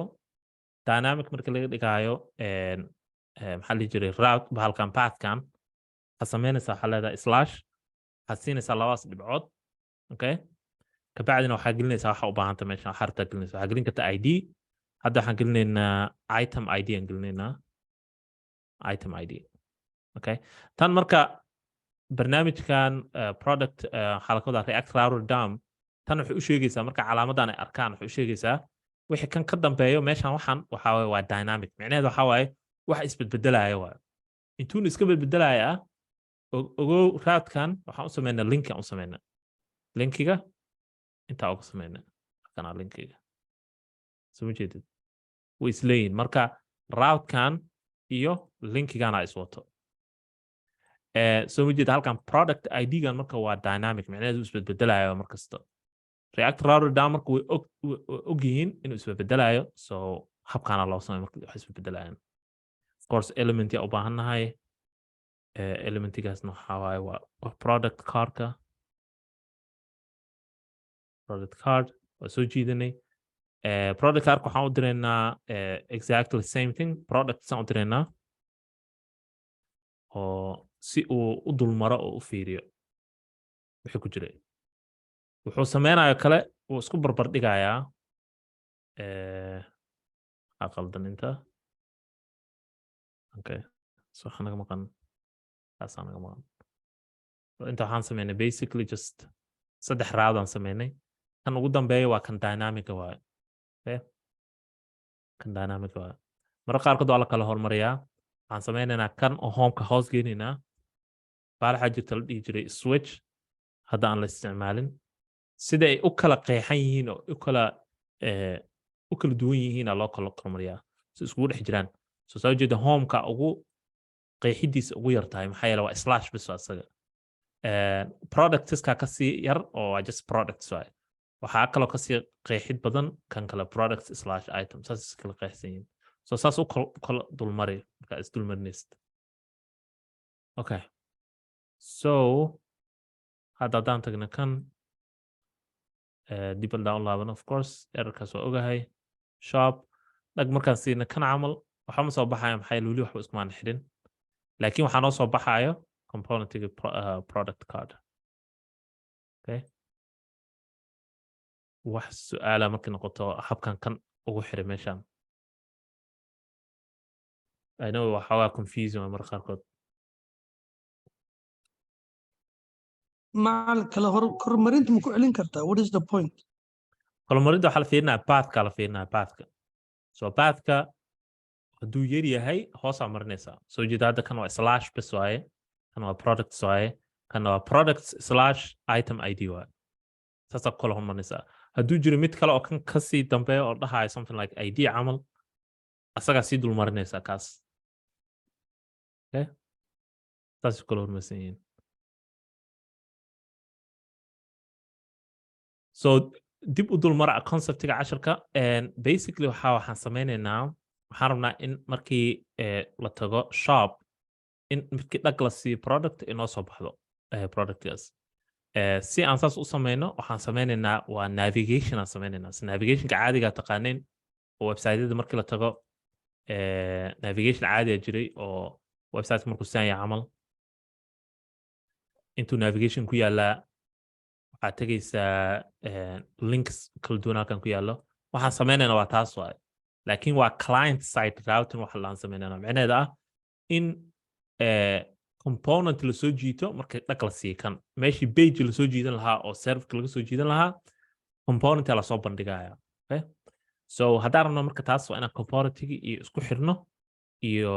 linkiga inaan isku xirno linkiga waa sameynaa waa kana waa link to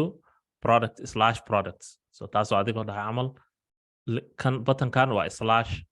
products camal okay laakiin kan waxba kama oga component wax la dhaho so wuxuu ku siinayaa base muuqaalkii ku siinayaa oo shopka base ahayd oo kan ah waa kana muuqaalkii base ku siinayaa where is it shop waa kana muuqaalka bis ku siinaya laakiin ma oga meeshii la aadi lahaa oo ama wixii la soo jiidan lahaa ma garanayo taas waxaa shuqul ku leh waxaan la dhaho routes ka shuqul ku leh so haddii waa kana marka products waxay aadaysaa path la dhaho ama meel la dhaho products waxay soo jiidanaysaa component la dhaho products list componentgaas waxyaalaha ku jira oo dhan ay soo jiidanaysaa oo ah productskii iyo wixii oo dhan ku jira soo jiidanaysaa waxaas soo bandhigaysaa marka halkaan soo bandhigaysaa so hadda shop data oo kaasa wixii soo bandhigaysaa okay middan kale oo ka koreyso ayada waxay ka duwan tahay linkigeeda inta kuma jiro linkigeeda wuxuu ku jiraa products list ku dhex jira waa kana okay waa kana linkigeeda marka waa dynamic waxa la dhaho ama wax isbeddelaya waaye wuxuu isku beddelayaa product kasta oo gooni isku beddelayaa waa product.id markii aan taabano kan dhagsiino meeshan kor hadaa fiiriso waxa ku yaala 2 dib haddaan u laabano oo kan dhagsiino waxa ku yaala 4 afar ku taalo ma jeedid taas waxa keenayso maxaa yeelay linkigan ma aha link caadi ah waa link wax isbeddelayaan waa okay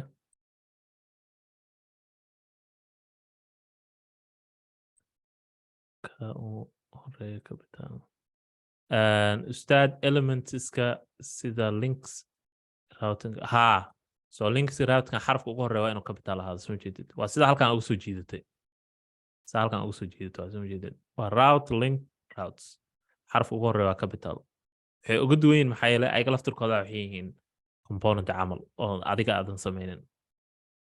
oo shaqo gooni qabanaya wax su'aala markii noqoto kan koro horta waa inta doona soo u shaqeynaa laakiin hadda saan isku ku xiran la idin weydiinaya qaybahan kala duwan waxay yihiin haddaad faahfaahsan i weydii hadda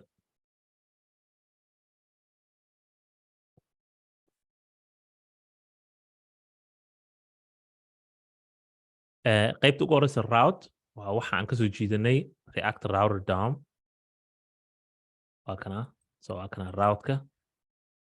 qaybta labaad oo ah path to waa meesha la aadayo waayo so meesha la aadayo maxaa waaye waa meeshan waa to-dan waxaa la aadaya productiga aan click siinay id-geeda ee la aadaya element haddaa aragtid micnaheed waxaa waa component waa element micnaheed waxaa waa waxa lasoo bandhigayo componentigee lasoo bandhigaya waxaan soo bandhigayna component leedahay product card maxaan u diraynaa componentigaas oo u baahan tahay waxay u baahan tahay prop la yiraahdo products okay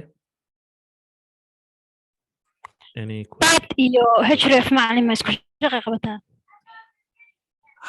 so href-ka waxaa bedelay to-daanaa bedeshay to soo jeedid intan way ku jirtaa waatana to aa bedeshay href-ka waxaa bedelay to-da laakiin to-dan waxay u baahan tahay path ay u baahan tahay mar kasto haddayna path haysanin ma shaqaynayso pathkana waa inaad samaysid waxaan la yidhahda routes inaad samaysid so pathkana waa kana isla shaqeeyaan soo jeedid so hadduuna path jirin ma shaqaynayso so haddaan inta ka bixiya kan productskan pathka on inta aado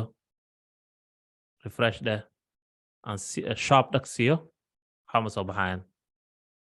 waxaas saxo kama jiraan ma garanaa waxa ka hadlaysid so waa inay isla xiriirsan yihiin waa isla shaqaynayaan haddii aan kan wax ka bedelo oon dhaho kabsoo qaad shop camal haddaan dhaho weli ma shaqaynayso product suu aaday wuxuu raadinayaa path la dhaho product suu raadinaya haddaan kan ku bedelo shop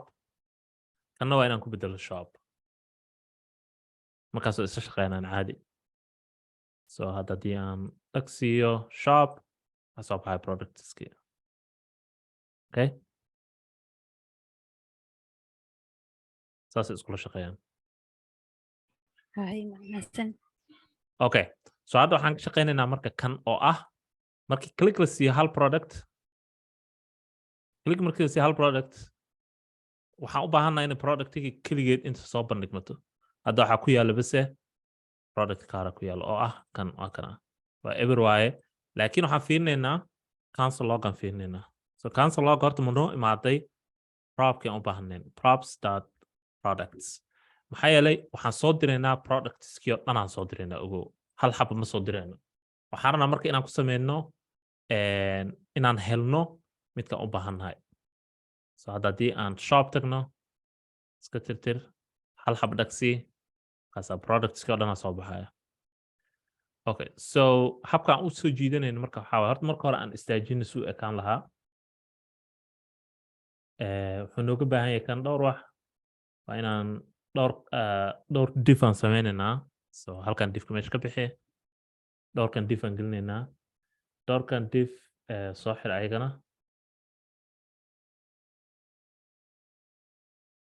okay gudahooda waxaan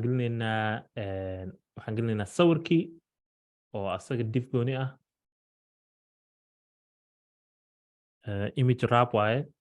so inta waxaan gelinaynaa imagekii ama sawirkaan gelinaynaa waxaan gelinayaa image waxaan kaloo gelinayaa source aan leeyahay hadda for now waxaa iska dhahdaa empty wuxuu u baahan yahay style yaraan gelinayaa stylekan waxaan leeyahay stylekan waa heightkiisa waxaan ka dhigayaa maxaa dhahdaa 400 ex bacdina ii soo xiran leh okay waxaan kaloo u baahanahay inaan sameeyo diffkaanaan weli soo xirin okay kan wuxuu u baahan yahay marka altna u baahan yahay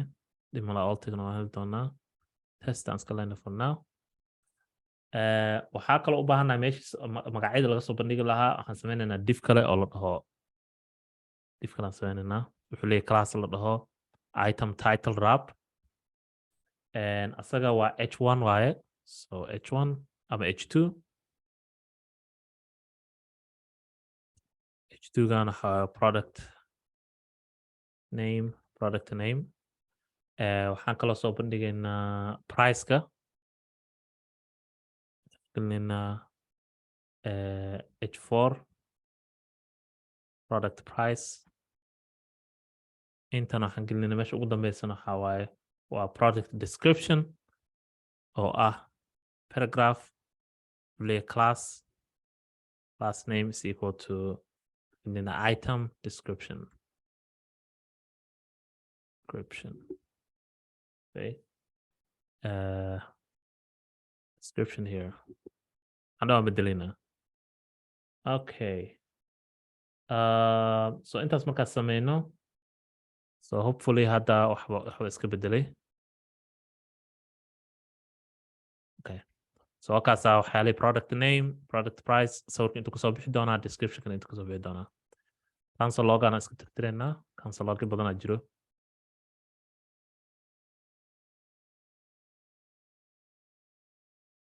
okay so hadda marka waxaan sameynaynaa intii aan looping aan ku sameyn lahayn productskoo dhan waxaan raadinaynaa bese hal product aan raadinaynaa hal product halkaas product waxaan ku garanaynaa meeshan kore waxaa ku jira wax la dhaho forkaas micnaheedu waxaa productskoo dhan aan fiirinaynaa kabacdi waxaan kasoo jiidanaynaa halka product oo ID-geedu yahay for waxaan isticmaalaynaa wax la dhaho use prompts wuxuu ka imaanayaa waxaa iskale react router down use prompts aan raadina react router use prompts waa kana marka use prompts muxuu yahay soo jiidano use prompts waa hook waaye noo ogolaanaysa inaan fiirino browserka qaybta kore oo linkiga kore inaan fiirino kabacdina qaybta u baahanna aan kasoo jiidanayna okay laakiin waxaan u baahannahay in ay ku jiraan qaybta kore inuu ku jiro waaye waxa la yiraahdo ID inuu ku jiro waaye so san ku ogaanayna taas use prompts naga caawinaysa taas oo dhan way ogtahay waxa ku jiro browserka kore okay so aan sameyna marka so inta tagayna waxaan leenahay base import waxaan leenahay use prompts waxaa laga soo gaabiyey parameterkan waxaa qaybta kore oo URL-ka waaye react router down meeshaanaan tegaynaa waxaan sameynaynaa waxaan leenahay const params is equal to use params. Okay, so aan fiirina marka use params wuxuu yahay console log paramska. Okay, aan ku laabana meeshanadii. tegayna waxaan leenahay tirtir wax ku jiro, fresh aan leenahay. So paramska maxaa ku jiro markii ay sheegi karo intuuba ka soo baxayba. maxaa ku jiro paramska? Objective. Objectiga ku jiro, objectigaas muxuu yahay marka? objective wuxuu yahay key wuxuu noqonaa data markii aan products la soo bas gareynayna item id oo soo bas gareyn and then wuxuu la falgalaa marka url kan la falgalaa marka use paramska markuu la falgalo id anaga u baahanahay markii la soo diro then id gaas oo target ka dhigan doona. Exactly. So id item id gan intuu ka socda item id 4 kan muxuu yahay? Haddaan ku laabano shop aan mid kala dhagsiino aan 4 ahayn, id item 10 aa soo baxay. haddaan tirtirino mid kale ku laabano aan dhagsiino mid kale, item id 16 aa soo baxay. intee ka imaanaysaa sheekadaas marka? item id gaas yaa magacaas u bixiya item id? annaga u bixinay, remember waa kana item id soo maaha. annaga u bixinay magacaas. waxaan rabnaa inta ugu bixin karnaa marka. waxaa rabtaa u yeeri kartaa, daarta waxaad dhigi kartaa sheeko, waxaa rabta dheh. so haddii wax lagu garanayo of course, laakiin saa ujeeda hadda waa kaasaa sheeko id. okay, so id no waa dhigi kartaa that is fine. either way daartaa dhigi kartaa id waa kaasaa 16 marka waa productiga aan hadda aan ku dhex jirno waaye, on dul taagannahay. so waxaan u baahannahay bes marka halkan inaan ku laabano productiga aan samayno loopin yar halkan kore oon dhahno soo jiido productiga id-geedu uu la mid yahay params.id uu la mid yahay. so params.id haddaanan micnaheeda waa wax meesha ku jiro. so waxaan isticmaalaynaa method yar oo la yidhaahdo find. so intaa tegayna waxaan leenahay const selected product. selected product waa productiga aan dooranay waayo oo aan u baahannahay. is equal to waxaan leenahay props.products.find. findin waa method oo javascript ah. noo hel waa noo soo jiid. waxaa soo raadsaa product la yidhaahdo soo raadsaa product uu yahay id-geeda product.id uu la mid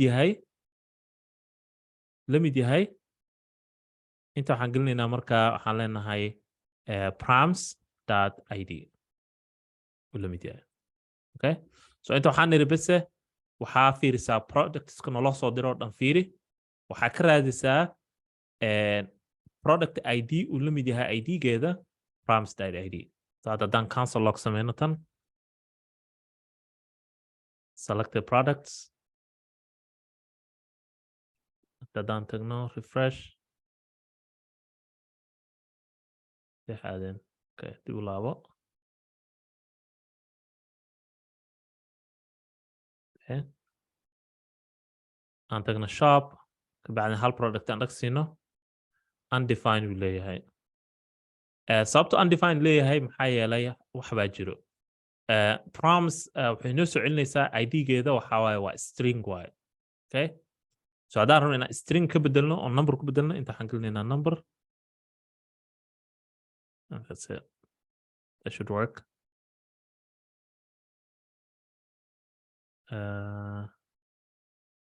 shop product soo ma jeedid wuxuu noo soo saaraya productiga dhan waa kana. productiga u baahannahay waaye id-geeda waa 4, titlekeeda wixii dhan noo soo saaraya. so hadda waxaan u baahanna bis inaan sameyno selected productigan in aan kuwan ku dabaqno u baahannahay. so hadda meeshan sawirka waxaan leenahay waxaa waaye sawirka magaciisa muxuu ahaa la siiya. sawirka waa image waaye. so inta sawirka meesha waxaan leenahay bise selected product.image. inta waxaan leenahay think waa title waaye ama name, selected product title. intana waxaan gelinaynaa altkan waxaan gelinaynaa selected product.title. kuwa kalena sidoo kale just kan magacana sidoo kale kan ka dhigaysaa okay price kana sidoo kale waa price waaye kana waa description la waaye milyan jala description okay so waxay hadda inuu caadi noogu soo baxaa marka unless aan khaladnay so image description title price so let me refresh that refreshing nooma shaqeynayo wax baa si ka ah dib ma laha it's fine so shop product css ka si ka yihiin dib ma laha oo saxi karnaa item description item title wrapper that should work let me just copy exactly the yahay okay xeeran qaladnay let me copy again so waxaan sameynaa oo dul marnay loop inaan niri kabacdi inaan soo bandhignay un intaas basan sameynaa okay so haddaan shop ku laabano refresh shop because not sure maybe that one's too big okay so price kuna soo bandhigay waxaan ka wadaa kuna soo bandhigay also price inaan dhahno waaye price okay description kuna soo bandhigay so hadda waxaan sameynay un bisi markaa waan loop garayna un inta so kan fine kan laftirkiisa loop inuu sameynayaa wuxuu raadinayaa productiska ID-geedu uu yahay ramskan oo ah waxa aan ku jirno hadda meeshaan kore browserka kore so meeshaan kore wax ku jiro yuu raadinayaa okay wax su-aala markay noqoto habkan kan u sameynaa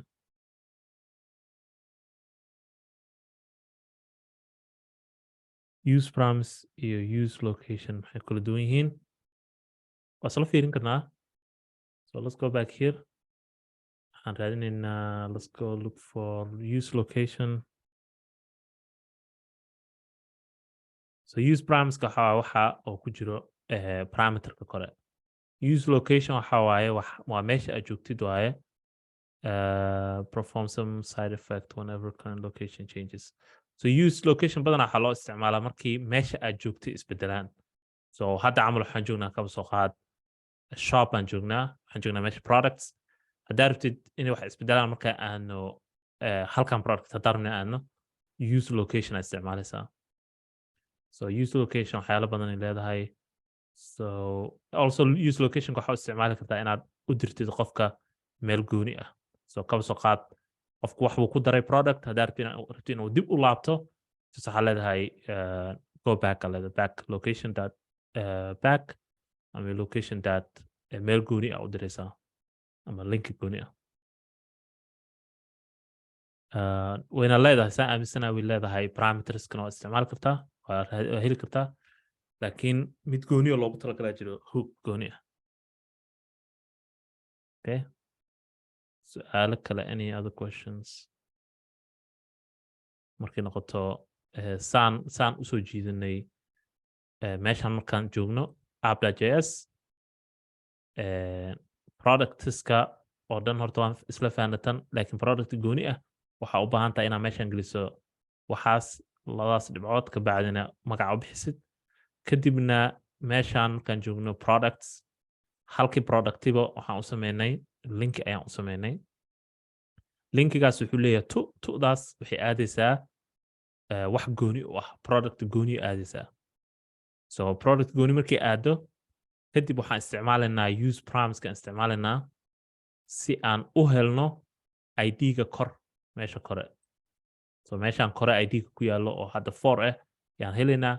kadib waxaan soo bandhigaynaa ID-gaas productiga uu leeyahay soo bandhigaynaa any question wax su'aala aan waa ogahay ma fududo laakiin practice dagelisid waad fahmaysaa marka cabar practice garayso ma fahmaysaa أستاذ أنا هل سؤال يروتو طبعا إننا جاهل بحيث إنه ربي الله أي. سؤال شخصي حتى هاي ما دام رياكت ما دام استعمال إنه سينجل بيج أو إحنا نسكو جينينه كومبوننتس كأسمينه طبعا مeel kale tab kale intaynu furi lahaayeen so haddii qofku uu rabo markaasi inuu yani single pagekaas uu yani uu joogo markuu click uu meel uu ku siiyo then in pagekaas isagoo joogo xogta meeshay taalay hadda maadaama hadda productiyaa samaysay productii meel kale la geeyey iyadoo laakiin homeka la joogo ma dhici karto meel productis inaa u samaysid then haddii aa ku dhufatay inuu geyn karo productiyadaas waxaa ka hadlaysaa sida camal hadda ay sameeyaan website-yada qaarkood oo adiga oo homeka joogo meeshan kore waxaa ku jira wax meeshan hoos wax kale kusii jiro meesha hoos wax kusii jiro soo markii aad linka aad dhag siiso hoos lagu geenaya meel kale page kale kuma geenaya hoos bas lagu geenaya saasaa ka wadaamaya exactly waa samayn karnaa it's very easy annagaa kala saaran ma ogi waa la samayn karaa habka loo samayn karana waxaa waaye just waxaa leedahay waxaa ka bixinaysaa meeshan let's see so let's get rid of this one so waxaan hadda ku kala saaraynaa routekan waa waxaan ku kala saarayno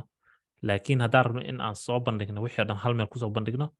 just waxaa samaynaysaa waxaa ka bixinaysaa let's see let's remove this first so ujeeda hadda meeshaan waxaa soo bandhigmay wixii o dhan let's go back actually okay so waa inaan soo hormarina waa kan of course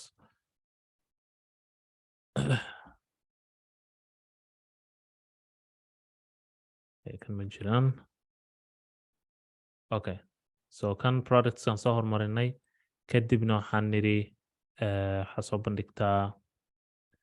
waxaa jira hab loogu sameeya jiro hab waa hore waxaa jira loo sameyn jira taas oo aad isticmaalaysid exact isticmaalaysid laakiin hadda habkay ku bedeleen aan isla fiirino waxaa sameynaysaa let's see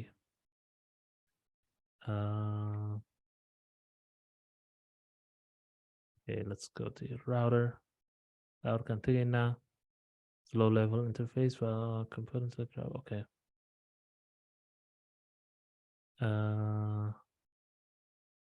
ops okay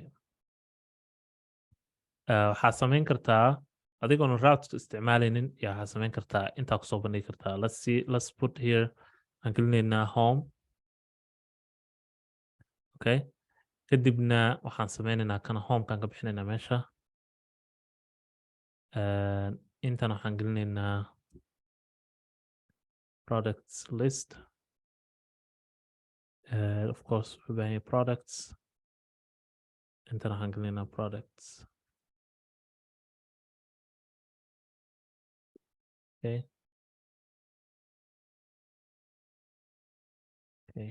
so haddaan tagno should show productska waa kuwaana kii kalena waa kana haddaan dhag siino shop meesha wuxuu ka bixinayaa products ka bixinaya that's fine so waxaa jira hab hadda kor lagu sameyn jiray waan ku raadin karaa taas dhimala laakiin waa definitely yes waa samayn kartaa in aad just caadi aad hoos geyso unbase waana hab fudud waa actually loogu sameeya jiro haddaynan raadiyo I have to look for wayna bedeleen kan oo hadda waxaa jiro react router dom 6 aan hadda maraynaa soo jeedid version 6 version 5 aa jiro hab easy oo loogu sameeya jira version 5 laakiin yes waa lagu sameyn karaa 100%. okay waa mahadsantahay ustaad No problem. Kan dib aan laabanaynaa. Any question markay noqoto habka routing loo sameeyo. Refresh there, should show.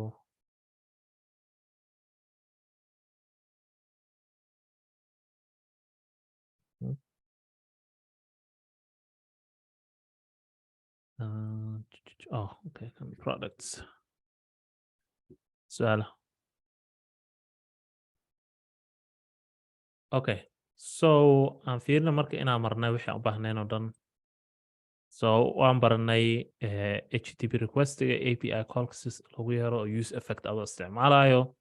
client side routing iyo server side routing wixii kula duwan waan fahnay waan set up garaynay routes anagoo isticmaalayno route link anagoo isticmaalayno use promise na waa idin tusay adiga sida dynamic loogu sameeyo dynamic routing loogu sameeyo so intaas waa marka intaa u baahantay inaad og tahay markay noqoto homework assignmentiga so assignmentiga isla fiirina marka assignmentiga waatana assignmentiga waxaa sameynaysaa GitHub profilekaada sameynaysaa so dadka aan horey u sameynin midda kale waxaan rabaa inta aanan gudaha usii gelin assignmentiga in aan dhaho insha allah waxaa samaysa assignmentiga sii bilow so bilowbo isniintaba bilow so mararka qaarkood waxaa dhacdo waana ogahay qof kastoo mashquulsan yahay dad adults aan nahay oo shaqooyin leh familo leh waxyaalo badan leh laakiin haddii aad sugtid oo maalinta jimcada markii la gaaro ila soo xiriirtid oo dhahdid ma aqaani meel aan ka maro ama maxaa la dhihi jiray ma samayn karin macnaha xaalaas taas dhib weyn waay marka so hubi in aad marka hore horta aad wixii dejisato isniinta ama talaadadaba deji wixii isku hagaaji bal fiiri waxa aad samayn kartid haddii jimcada la gaaro oo xoogaa yar ka hadlaysan yihiin ama wax si fiican u samaysneen taas waa la garan karaa laakiin jimcada markii la gaaro haddaad aadid ma garanayo sida meel looga maro ma garanayo dan taas waxaan u qaadanayaa ina micnaha aadan u qaadanin serious so isku day insha allah in aad dadaasho ood micnaha aad ka faa'iidaysato isbuuca sababta loo adkeeyey homework iyo project loo adkeeyey maxaa yeele waxaa haysataa isbuuc dhan so waxyaalo badan ay ku jira waxyaalaha badan sababta ugu jiraan waxaa laga yaabaa isbuuc qaarkood in ay iska fudud tahay xoogaa yar isbuucyada qaarkood aad u adag tahay sababtoo ah maxaa yeelay waxaa haysataa 5 beri inaad ku dhamayso waxaan so kan waxaa waay marka basically waa soo jiidanaysaa waxaa leedahay marka hore fork clone aa leedahay kadib waxaad samaynaysaa instructionski caadiga hore u baranaa raacaysaa kadib mvb-ga waxaa marka inaad samaysid inaad soo jiidatid API-ga oo GitHub oo free ah laba route aad samaysid mid route loo dhaho /followers iyo /followers iyo /following labadan waxaa kusoo kala bandhigaysaa dadka ku follow gareeyo iyo dadka follow gareyso haddaadan dad ku follow gareynaynin dhib ma laha just iska soo bandhig haddaa rabtid anaa ku follow gareynaa ila soo socodsiiya haddaadan haysan dad ku follow gareeyo dhib ma laha kadib waa inuu u ekaado applicationkaada saan inuu u ekaato waaye let's see what is it meesha ma ka baxda saan u egtaa waaye in saan u ekaato waaye okay so waa inuu sawirkaada meeshan kasoo baxo sawirkaasna waa inuu ka imaado GitHub haddaad sawir haysato magacaada handlekaada bioga soo majeedid followersna waa kuwaana markii kan dhag la siiyo inay inta kasoo baxaan following inta dhag marka la siiyana followers kasoo baxaan wixii noqoto CSS waxaas dhan anaa ku habeeyey uma baahnid just waxaa u baahantay inaad functionality-ga ah hagaajisid intaas le waayo that's it homework wax su-aala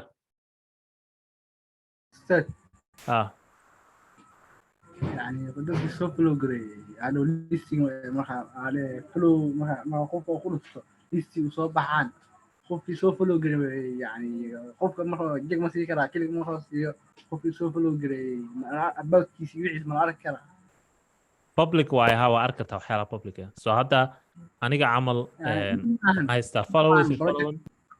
so so followers ka waa la arki karaa waxyaalahan caadi waa iska public waa so magacooda sawirkooda iyo biogooda soo qaada yarkan camal bioga waa kana saan caadi waa saan waa arkay laakiin assignment ka wada sida ku soo baxay maano ha si hadii aad gelisid so wuxuu leeyahay laba jiro marka so halka aad tagno app.js waxaan idin geliyay 3 route aan idin geliyay 3 route mid waxa waa adiga waa profile-kaada mid waxa dadka followerskaada mid waxa dad following-ka soo jeed waxa bedelaysaa meeshan marka magaca username-ka bedelaysaa username-ka kaada bas aad gelinaysaa so aniga camalkayga Duraan Cali intaan Duraan Cali aan gelinay intaan Duraan Cali 3 use effect samayn kartaa aad aragtid saddex use effect kabacdina saddexdoodana state gooniya u samaynaysaa waa gelinaysaa kadibna waa diraysaa si props u diraysaa. Okay, hopefully that helps.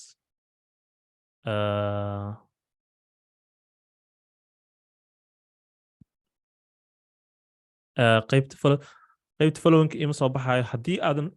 followers aadan haysanin kuma soo baxayaan waxbo haddaa haysatidna wuu kusoo baxayaan haddii kale cancel log samee oo fiiri sababta inaan usoo bixin errorska waxaas. laakiin intaas waa homeworka. wixii CSS na waan sameeyey waxaan isticmaalay tailwind wax la dhaho so haddaa aragto waxyaalahan classeska farada badan tailwind aa lahaa waan baran doonaa mustaqbalka so wax ka walolin waxbo. componentska saan u kala qaybsan yihiin waxaa jira followers following my profile ujeedid already waxaa ku jiro tailwind wixii ku jiro meel kastana instruction aa ku qoran soo jeed af Soomaali af English ah so aqri instructions kaas saa u fahantid. componentska aan la bedelaynin waxa korkooda ku qoran iyo aan la bedelin ku qoran soo jeed. You do not need to make any changes in this file. Okay, so waxba ka bedelin kuwaas. So kuwa ku qoran waxba ku qorneen noocaas le wax ka bedelay bas. Okay, any question or su'aal? Okay, yeah, isbuucdan haysataan insha Allah soo dadaala insha Allah wixii su'aalan ila soo socodsiiya any other question or general wax su'aal